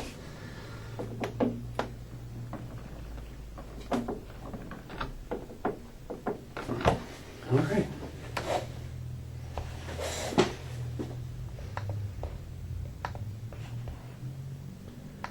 The only thing physically uncomfortable about this is that blood pressure cuff. I'm going to have to air it up, and that's going to stay aired up through the duration of the test. Okay. But I will immediately release it as soon as we're done. All right, brother? Mm-hmm. I've had to take many of these myself, so I know how uncomfortable it is. So I'll be releasing it just as soon as I can. So eyes forward.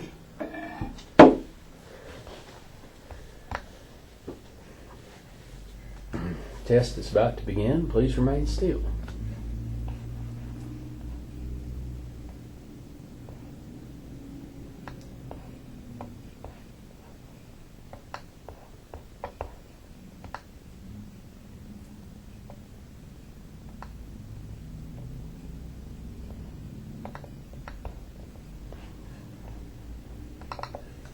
Regarding the number you wrote, did you write the number 1?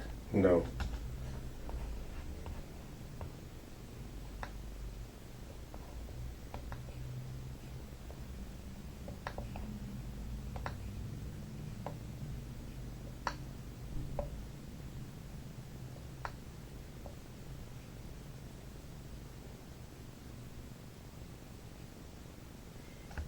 Did you write the number 2? No.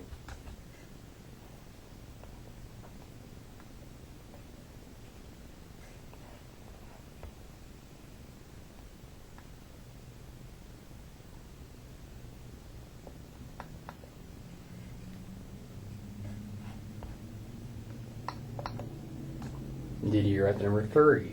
No.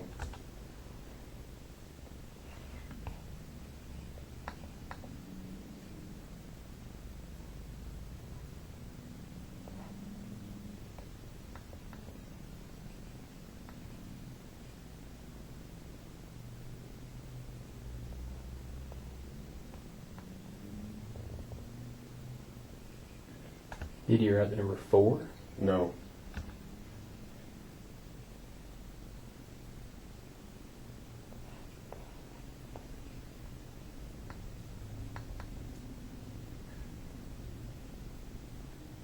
And did you write the number 5?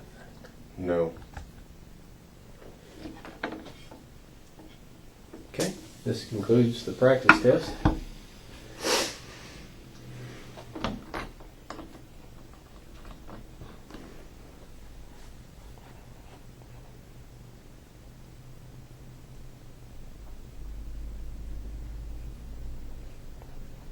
Okay, good job, brother. All right, everything's good. Hallelujah. That's what we like to see. You've got good body physiology. I'm going to give you just a very down and dirty explanation of how this works, brother. Okay. I'll use an analogy here. You're driving in rush hour traffic, wherever. I don't know where you go that's big city, but Little Rock or Springfield, Missouri, wherever you go. St. Louis, I don't know. But you're driving along on the interstate, and it's bumper to bumper. Everyone's running over the speed limit. okay? Because if you don't on the interstate, you're going to get run over. It's rush hour. Everybody's trying to get to wherever they're going, home, and all of a sudden the vehicle in front of you, you see the brake lights come on. Okay, so at that moment that you perceive that, you see that, things start happening. You see the vehicle brake lights come on, the back end of the vehicle goes up, the front end of the vehicle goes down. You've been driving long enough to realize that vehicle's coming to an abrupt stop. You're already driving faster than what you should and following too close. So at the moment that you see that, the perception of that, things start happening internally that Corey doesn't have any control over, okay? And those things include your sweat glands in your hands as you're gripping the steering wheel may start to sweat, the PPG, your blood volume in your extremities, your hands, your legs, blood volume starts going to your major organs, okay? That's to keep you alive. Your heart rate starts going up, and all those things you don't have any control over. There's nothing you can do. So in this scenario I've set up, let's say you avoid the collision and barely stop before rear-ending the vehicle, and then you all start going back down the interstate again. So this is how the polygraph works. Question 1 and 2 is you're running down the interstate and everything's fine. But on the tail end of question 2, because you knew it was coming, I could see those things that I mentioned. Your body physiology started to change, okay? And then through the duration of the third question, me asking and you answering, your body physiology did all those things that I said. And then question 4 and 5 is you straighten it back up and you started going down the highway again. So that's the best way, down and dirty, I can describe it. Okay? Makes a lot of sense. All right, brother. So we'll go transition into the questions that I went over. You know what they are. All is well. So again, just try to stay as still as possible and listen and answer the questions. Putting the air back in that cuff.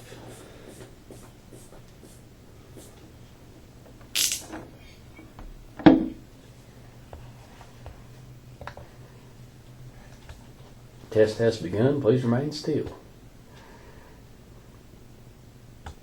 Are you now physically located in the state of Arkansas?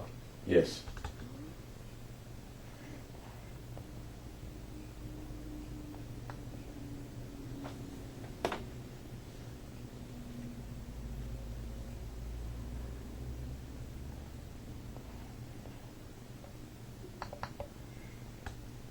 Regarding the death of Rebekah, do you intend to answer each question truthfully? Yes.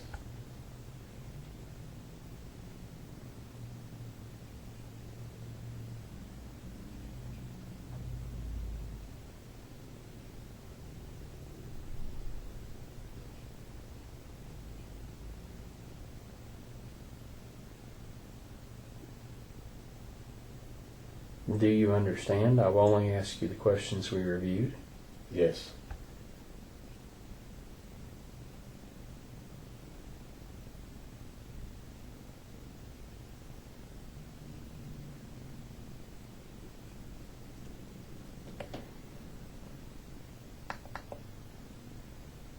Prior to 2020, did you ever harm anyone you cared about? No.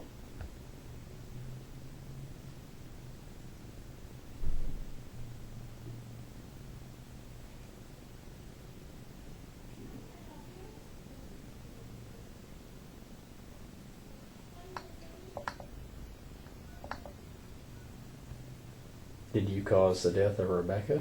No.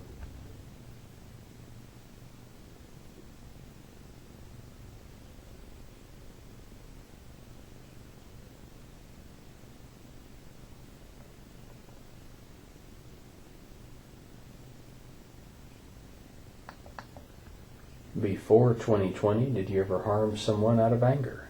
No.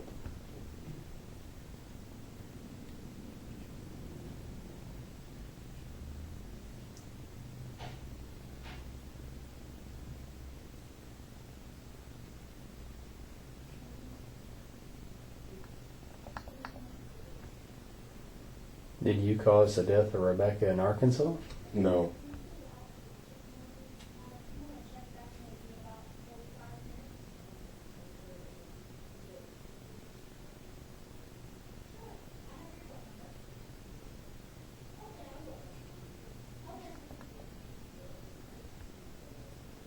Is there something else you're afraid I will ask you a question about? No.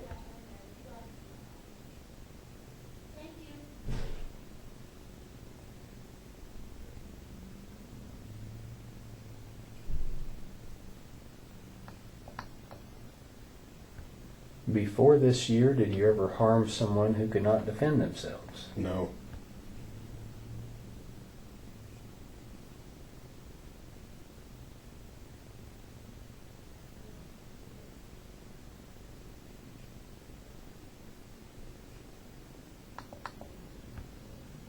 Did you have any involvement in the death of Rebekah? No.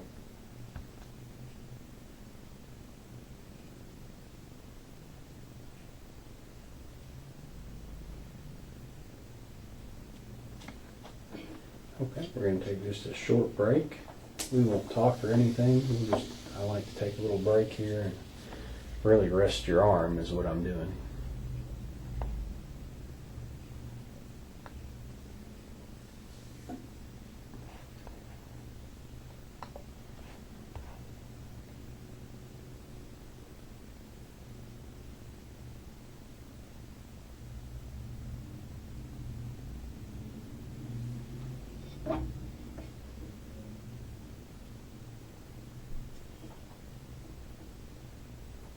Okay, I'll put air back in it. We'll continue on with the questions. Again, I'll be asking you these questions multiple times.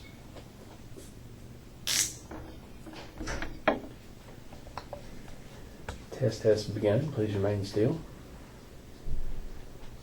Are the lights on inside of the room right now? Yes.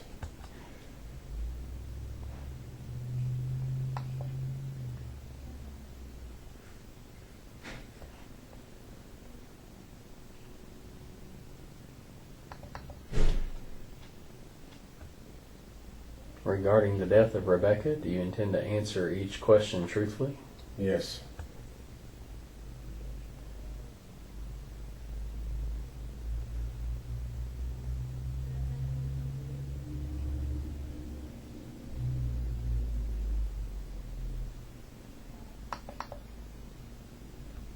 Do you understand I will only ask you the questions we reviewed?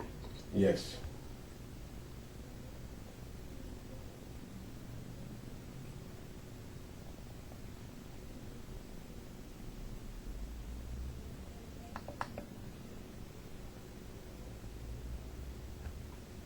Before this year, did you ever harm someone who could not defend themselves? No.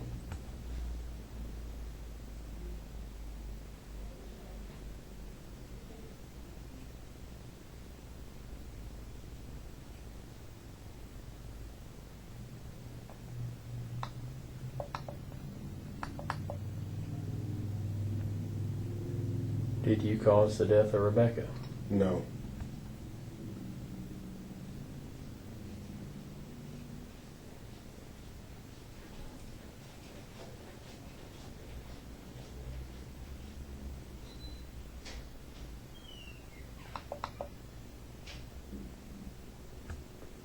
Prior to 2020, did you ever harm anyone you cared about? No.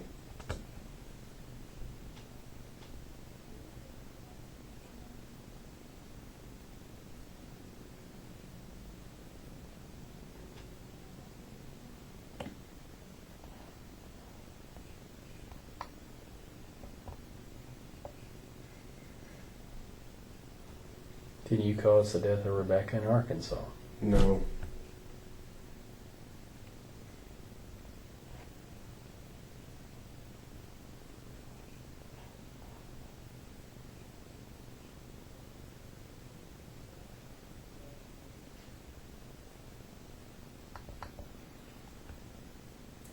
Is there something else you're afraid I will ask you a question about? No.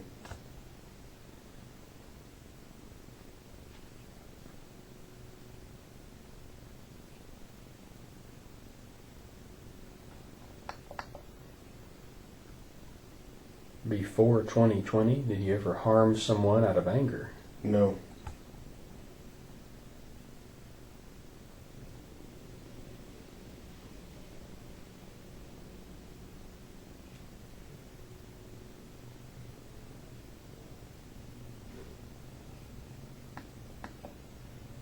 Did you have any involvement in the death of Rebekah? No.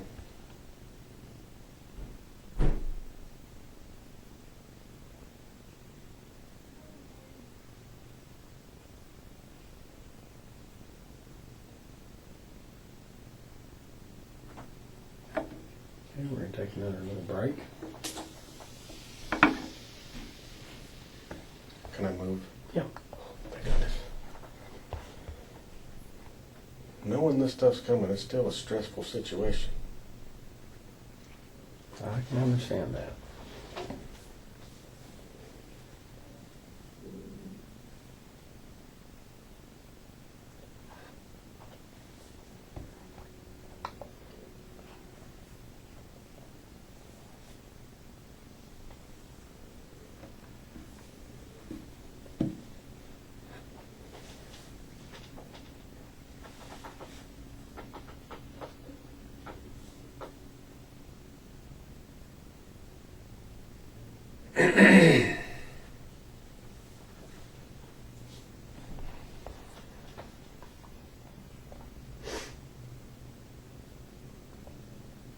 Okay, I'm going to put air back in your cuff.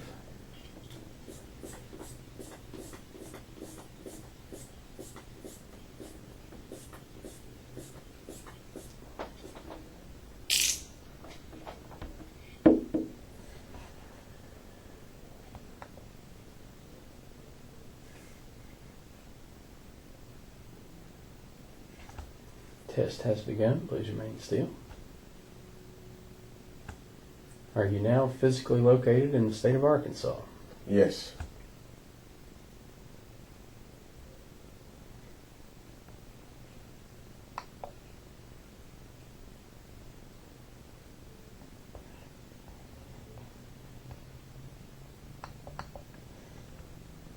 Regarding the death of Rebekah, do you intend to answer each question truthfully? Yes.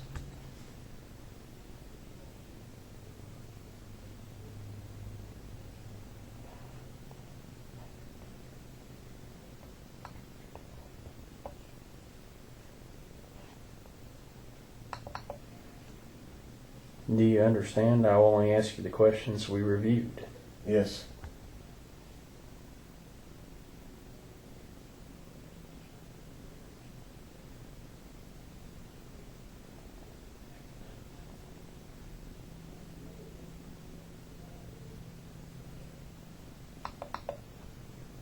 Before this year, did you ever harm someone who could not defend themselves? No.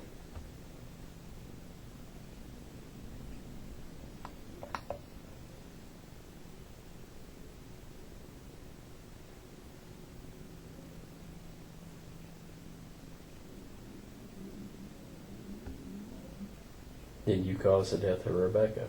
No.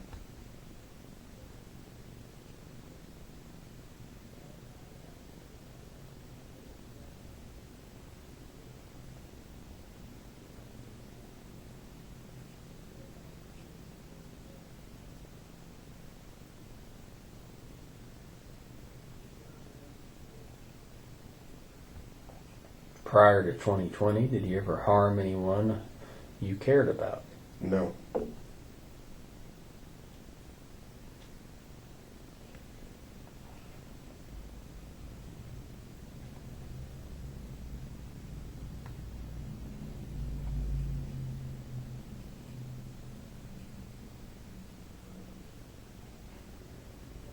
Did you cause the death of Rebekah in Arkansas?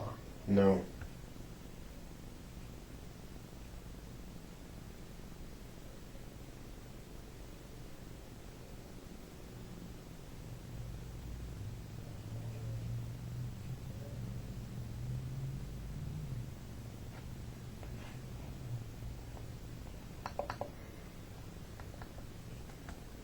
Is there something else you're afraid I will ask you a question about? No.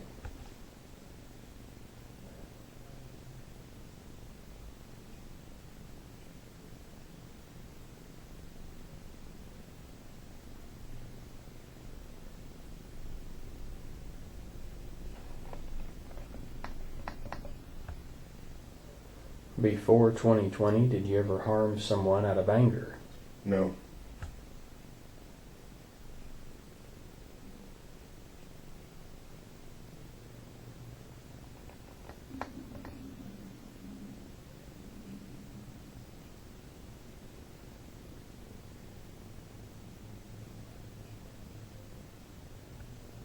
Did you have any involvement in the death of Rebekah? No.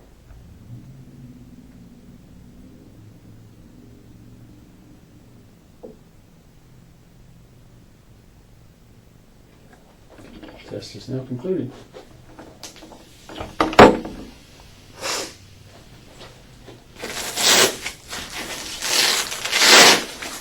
Got a hand up there, brother.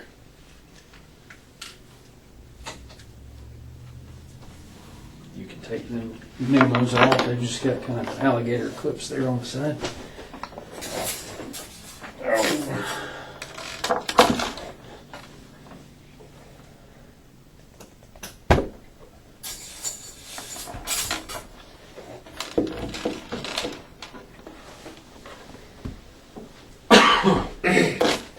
I was fighting the cough that last go around. Well, you done good. You stayed still with regards to that. All right. So it's the grading here is complicated, brother. So it takes me a while to do this. So just bear with me here, to say the least. Can I get my phone? Oh yeah, yeah. I just want to text her and tell her I'm still alive. Absolutely. We didn't really know how long it was going to take.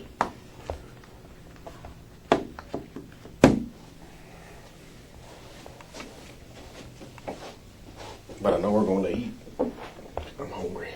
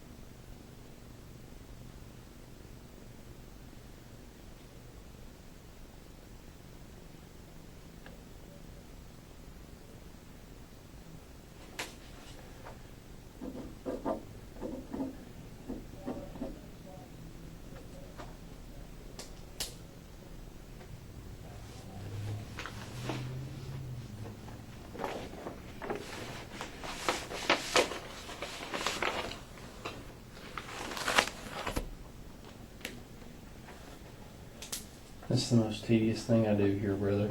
I gotta.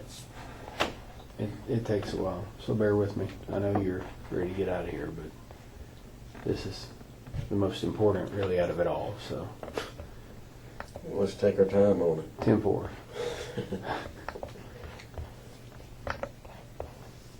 Can I get you something to drink? No, I'm fine. We'll go out to eat whenever we get out of here. Okay. I'm going to take just a small break here, brother, and I'm going to get me a little cup of coffee. You sure I can't get you something? I'm good. Thank you. Okay.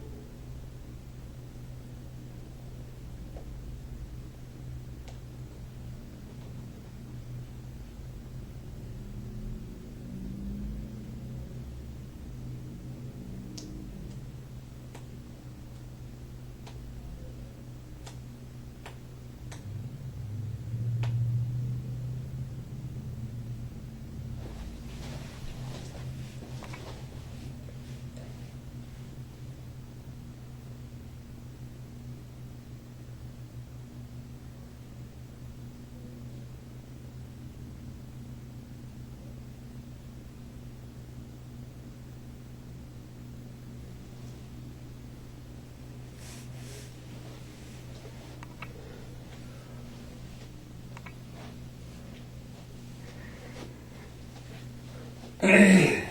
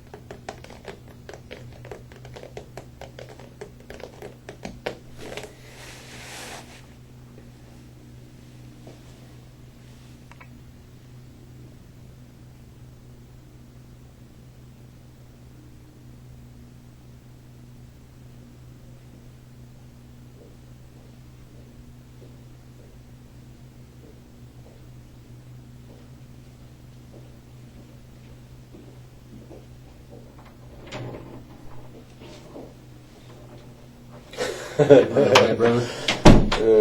I had to get up. I was getting tired. Oh, brother.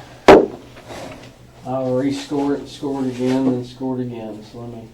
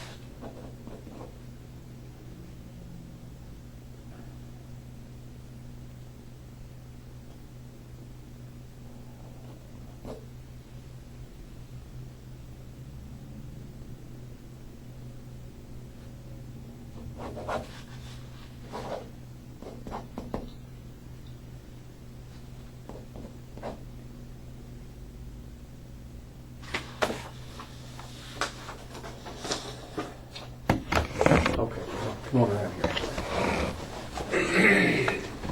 Okay. This is how this works, sir. We'll go back to school a little bit here, and we'll go a bell curve. 10-4, you with me? Mm-hmm. Up at the top is 0. So you have over here, you've got +2. And over here, you've got -4. Are you with me, brother? So, over here you keep going +3, +4, and then over here -5, -6, and this is the bell curve. Okay, in this test that I gave you, passing is a +2 Okay. or greater. Okay, 10-4. Mm-hmm. And failing is a -4 or less. 10-4. Mm-hmm. Failing. Your grand total was a +1. Okay, so you were right here. Which, to pass, you had to get a +2 or greater. Mm-hmm. But anything in between -4 and +2, we call inconclusive. Okay. So that's how the grading system works. So you didn't pass. So you had of course, you didn't fail either. Right. But that's what it is. That's your score. Okay. Well, I'm still okay with it because it's closer to that than it is the fail part. So I'll go tell the investigator, whatever his name is, and then he can come in here and talk to you. So sound good, brother? Mm-hmm.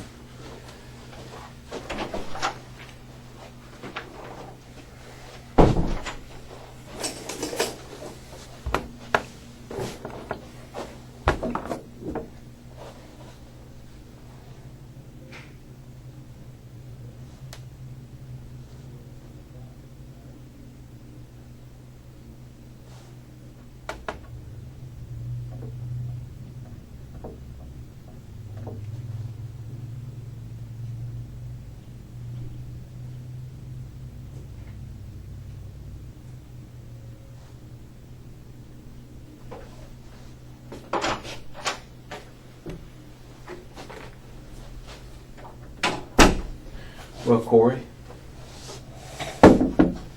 how was that? Stressful. Stressful? Never been so stressed in my life. Yeah. Well, I've been watching the whole thing. Before we talk about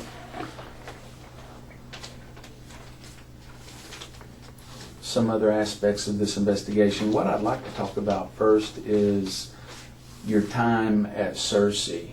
Okay. You said that you were expelled for sexual misconduct because you had told somebody "fuck off" or "fuck you." She was showing favoritism, and I'll just tell you how I feel whenever I'm ready. And I pretty much told her, I said, "What is it that time of the effing month again or something?" Because she wouldn't just leave me alone. I was like, "No, I'm not doing it." And she went to the boss and said, "This is what he said to me." Who was that teacher? Her last name was Rush, and this was in Mount Pleasant. I got expelled in Mount Pleasant, and then Mom come and got me after that. You also had some problems at Cersei, getting in trouble. Maybe. Yeah. Very little. Okay. Do you remember what some of those were? Oh, I remember getting paddled. I remember one was ridiculous because I had given one of my friends, a piece of candy. And you got paddled for giving a friend a piece of candy? No, I got Saturday school for that. I gave him a piece of candy. She said, "I don't know what's in that piece of candy." And the principal was even upset that she kicked me out of class. But once you get kicked out of class for it, it's automatic Saturday school over there. So he's like, "I got to put you in it." He said, "You got kicked out of class." I was like, okay. If you had to guess, how many days of school did you miss in the school year, your junior year and senior year? I missed the max my senior year because I almost didn't graduate. But I was doing that on my own. I was...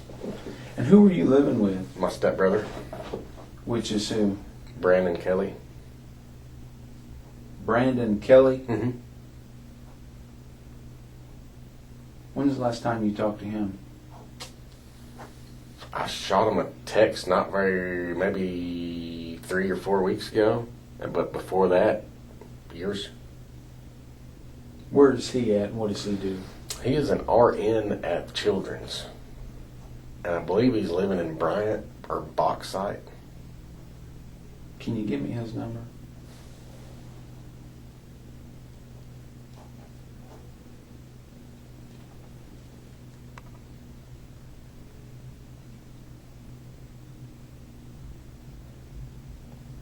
$501? Yeah.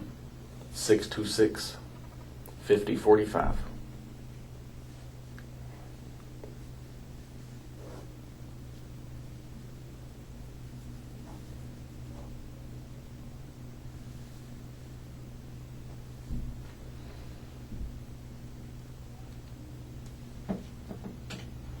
So you also made several statements about kind of like you were just a mess during this period of time. You was in a lot of trouble. You was just kind of you had no supervision. Pretty you just much. kind of just did what you wanted to do.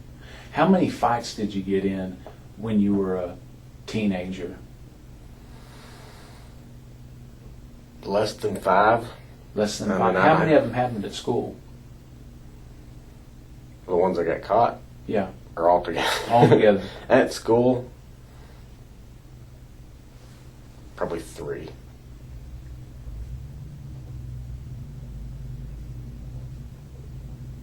What was the most serious fight you ever got in?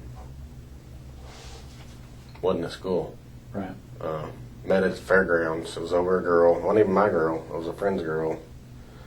And the guy that lost was not my friend. And he had friends there as well. And after he had done lost the fight, he was trying to get his gun out of the truck, and his friends wouldn't let him get his gun out. And that scared the shit out of me. Mm-hmm. Yeah, we didn't stick. Was that at Cersei? That was in Cersei. Yeah. Was that your senior year? Yeah, that guy's actually in penitentiary now. So he went off the deep end. Did you have a girlfriend in high school, one particular, or did you just kind of play the field? Played the field. I didn't have I had girls that I liked, But none. I had one girlfriend that I remember in school, but it wasn't a very long relationship. Right. How old were you when you lost your virginity? 12 or 13.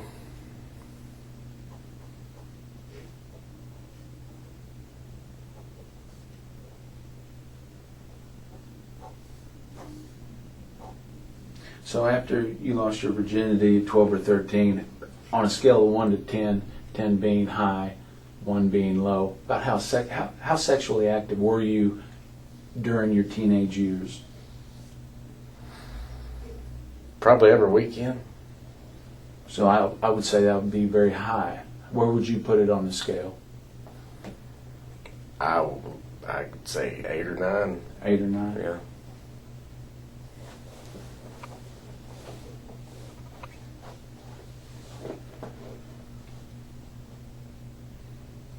If I was to interview some of your old girlfriends, would any of them have anything negative to say about you?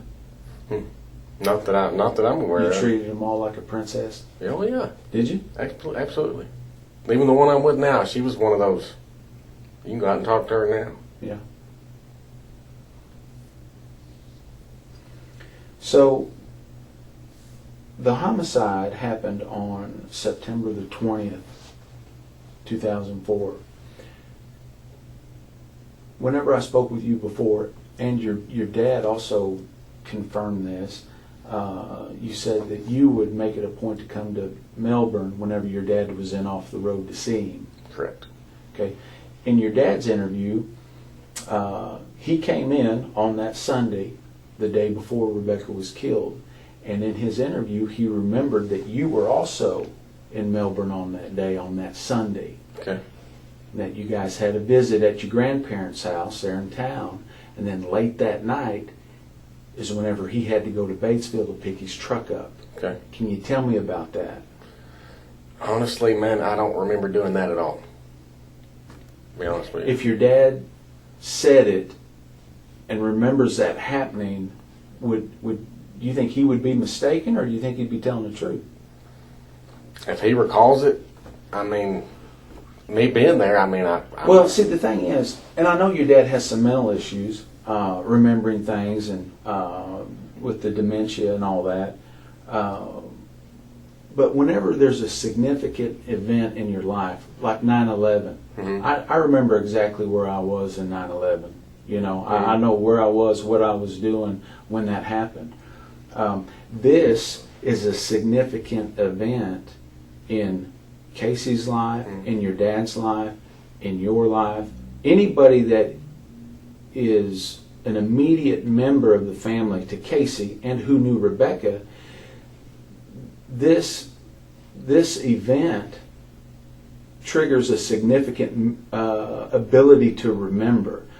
So whenever you sit there and you say, well, I don't remember seeing my dad on the Sunday before she was killed, it's hard for me to believe that. well, that's fine. Okay. If that's what you want to believe. You don't remember being in Melbourne on I can on tell you Sunday. exactly where I was when I was told about it. That's my significant memory. Okay, where were you? Standing at my mom's house in her flower room. And where was that at? Cersei. What's the address? 2333 Highway 16.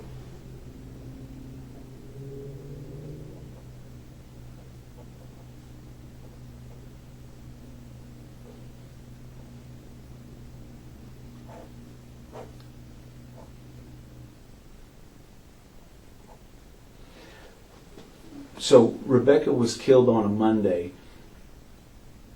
When had you been in the trailer prior to that? I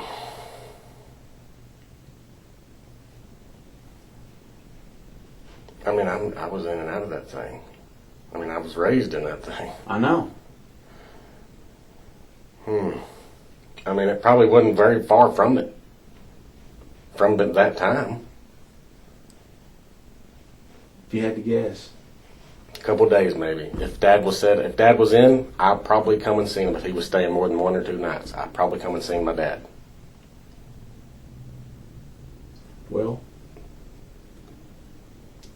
if you was in that trailer 1 or 2 days before Rebekah was killed, then Rebekah was in town. She came in on Friday. Okay? Okay. So do you remember seeing Rebekah on that weekend? Not at all. It's too long ago, man. And that memory thing you're talking about, mine is going to be sitting at Cersei in my mom's house when she tells me Casey's in jail because so-and-so's been murdered. Okay. That is my memory that you're thinking of.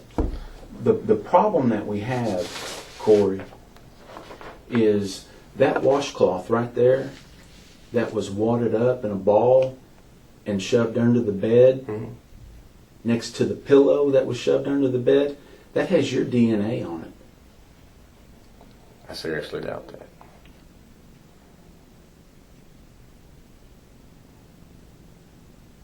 It does. And I've already spoke with the prosecutor about it. Whenever it came back as a match, because I told you when I first met you that we believed that we had the DNA from the killer at the crime scene, but we hadn't been able to match it to nobody yet. We've matched it up against Chris Cantrell, against J.B. Yates, against all them guys. No matches. I get your DNA. I don't believe you. If it's got mine, it's from a long time ago. It don't work like that, Corey. Okay, well, do what you got to do. I'm innocent. And I knew nothing about this until I was told about it. I don't believe you. I'm not going to sit here and let you do this to me. Either let me go or arrest me. You know, when your dad came in here, he scored a plus 15. No doubt he didn't have anything to do with it. And you can't pass it. I didn't feel it.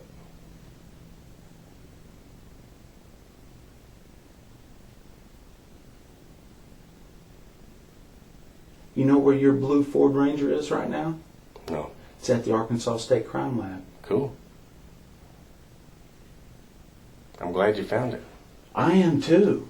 Because I knew you were looking for it. Because whenever you got in that truck, you were covered in blood. And I guarantee you, we're going to find Rebekah's DNA in the cab of that truck.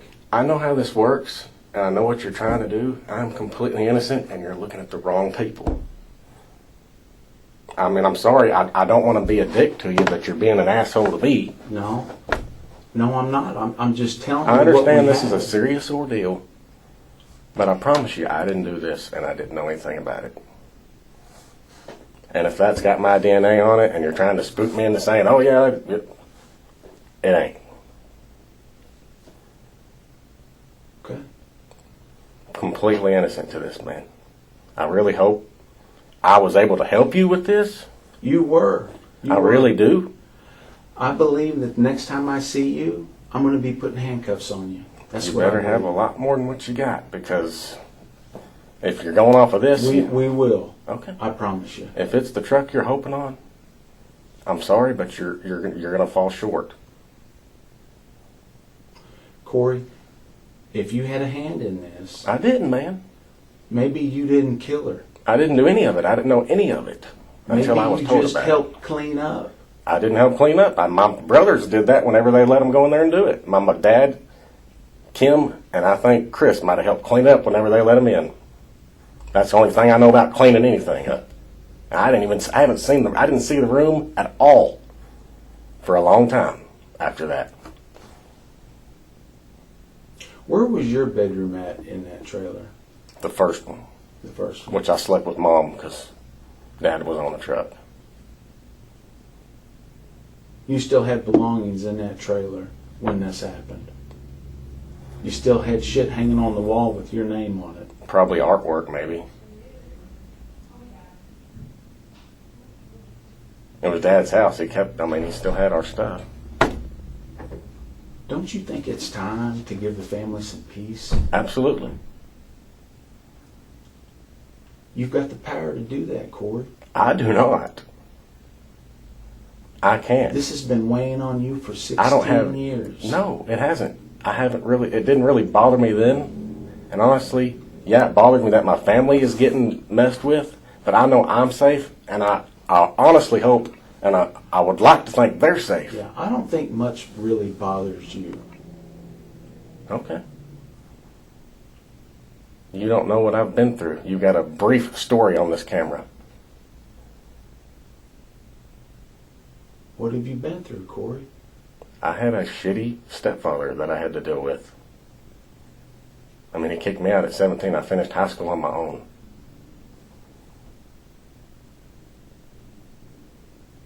You know, the explanation that you gave about telling the teacher fuck off or fuck you isn't anywhere close to the documents that the school gave me. What school you looking at?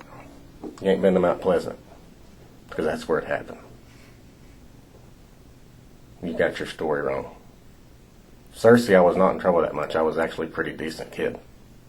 Did I get into a couple fights? Yeah, I was young. I can probably count, including with work-related stuff at the prison. I've probably been in less than 100 fights in my life, and that's, when I say a fight, I mean having to put an inmate on the ground. You know, the first time I talked to you, you said, man, I was 16 when this happened. I was living in Cersei with my mom. I wasn't anywhere around.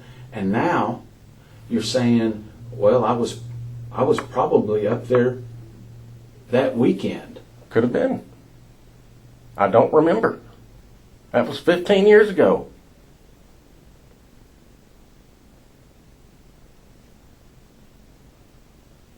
I mean, as much as I've been there, you're not going to be able to talk me into, or you might make me remember eventually, but I lived there. I can't tell you, I mean, how many times I've walked through that door.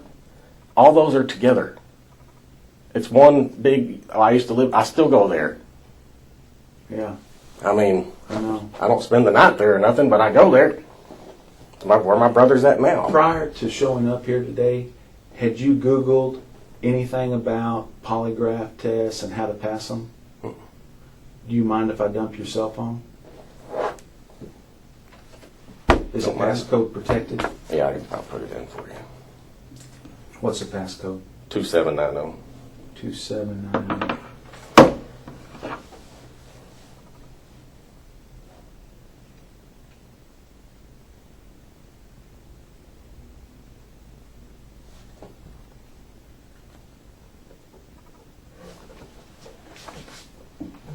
Be right back. Yes, sir.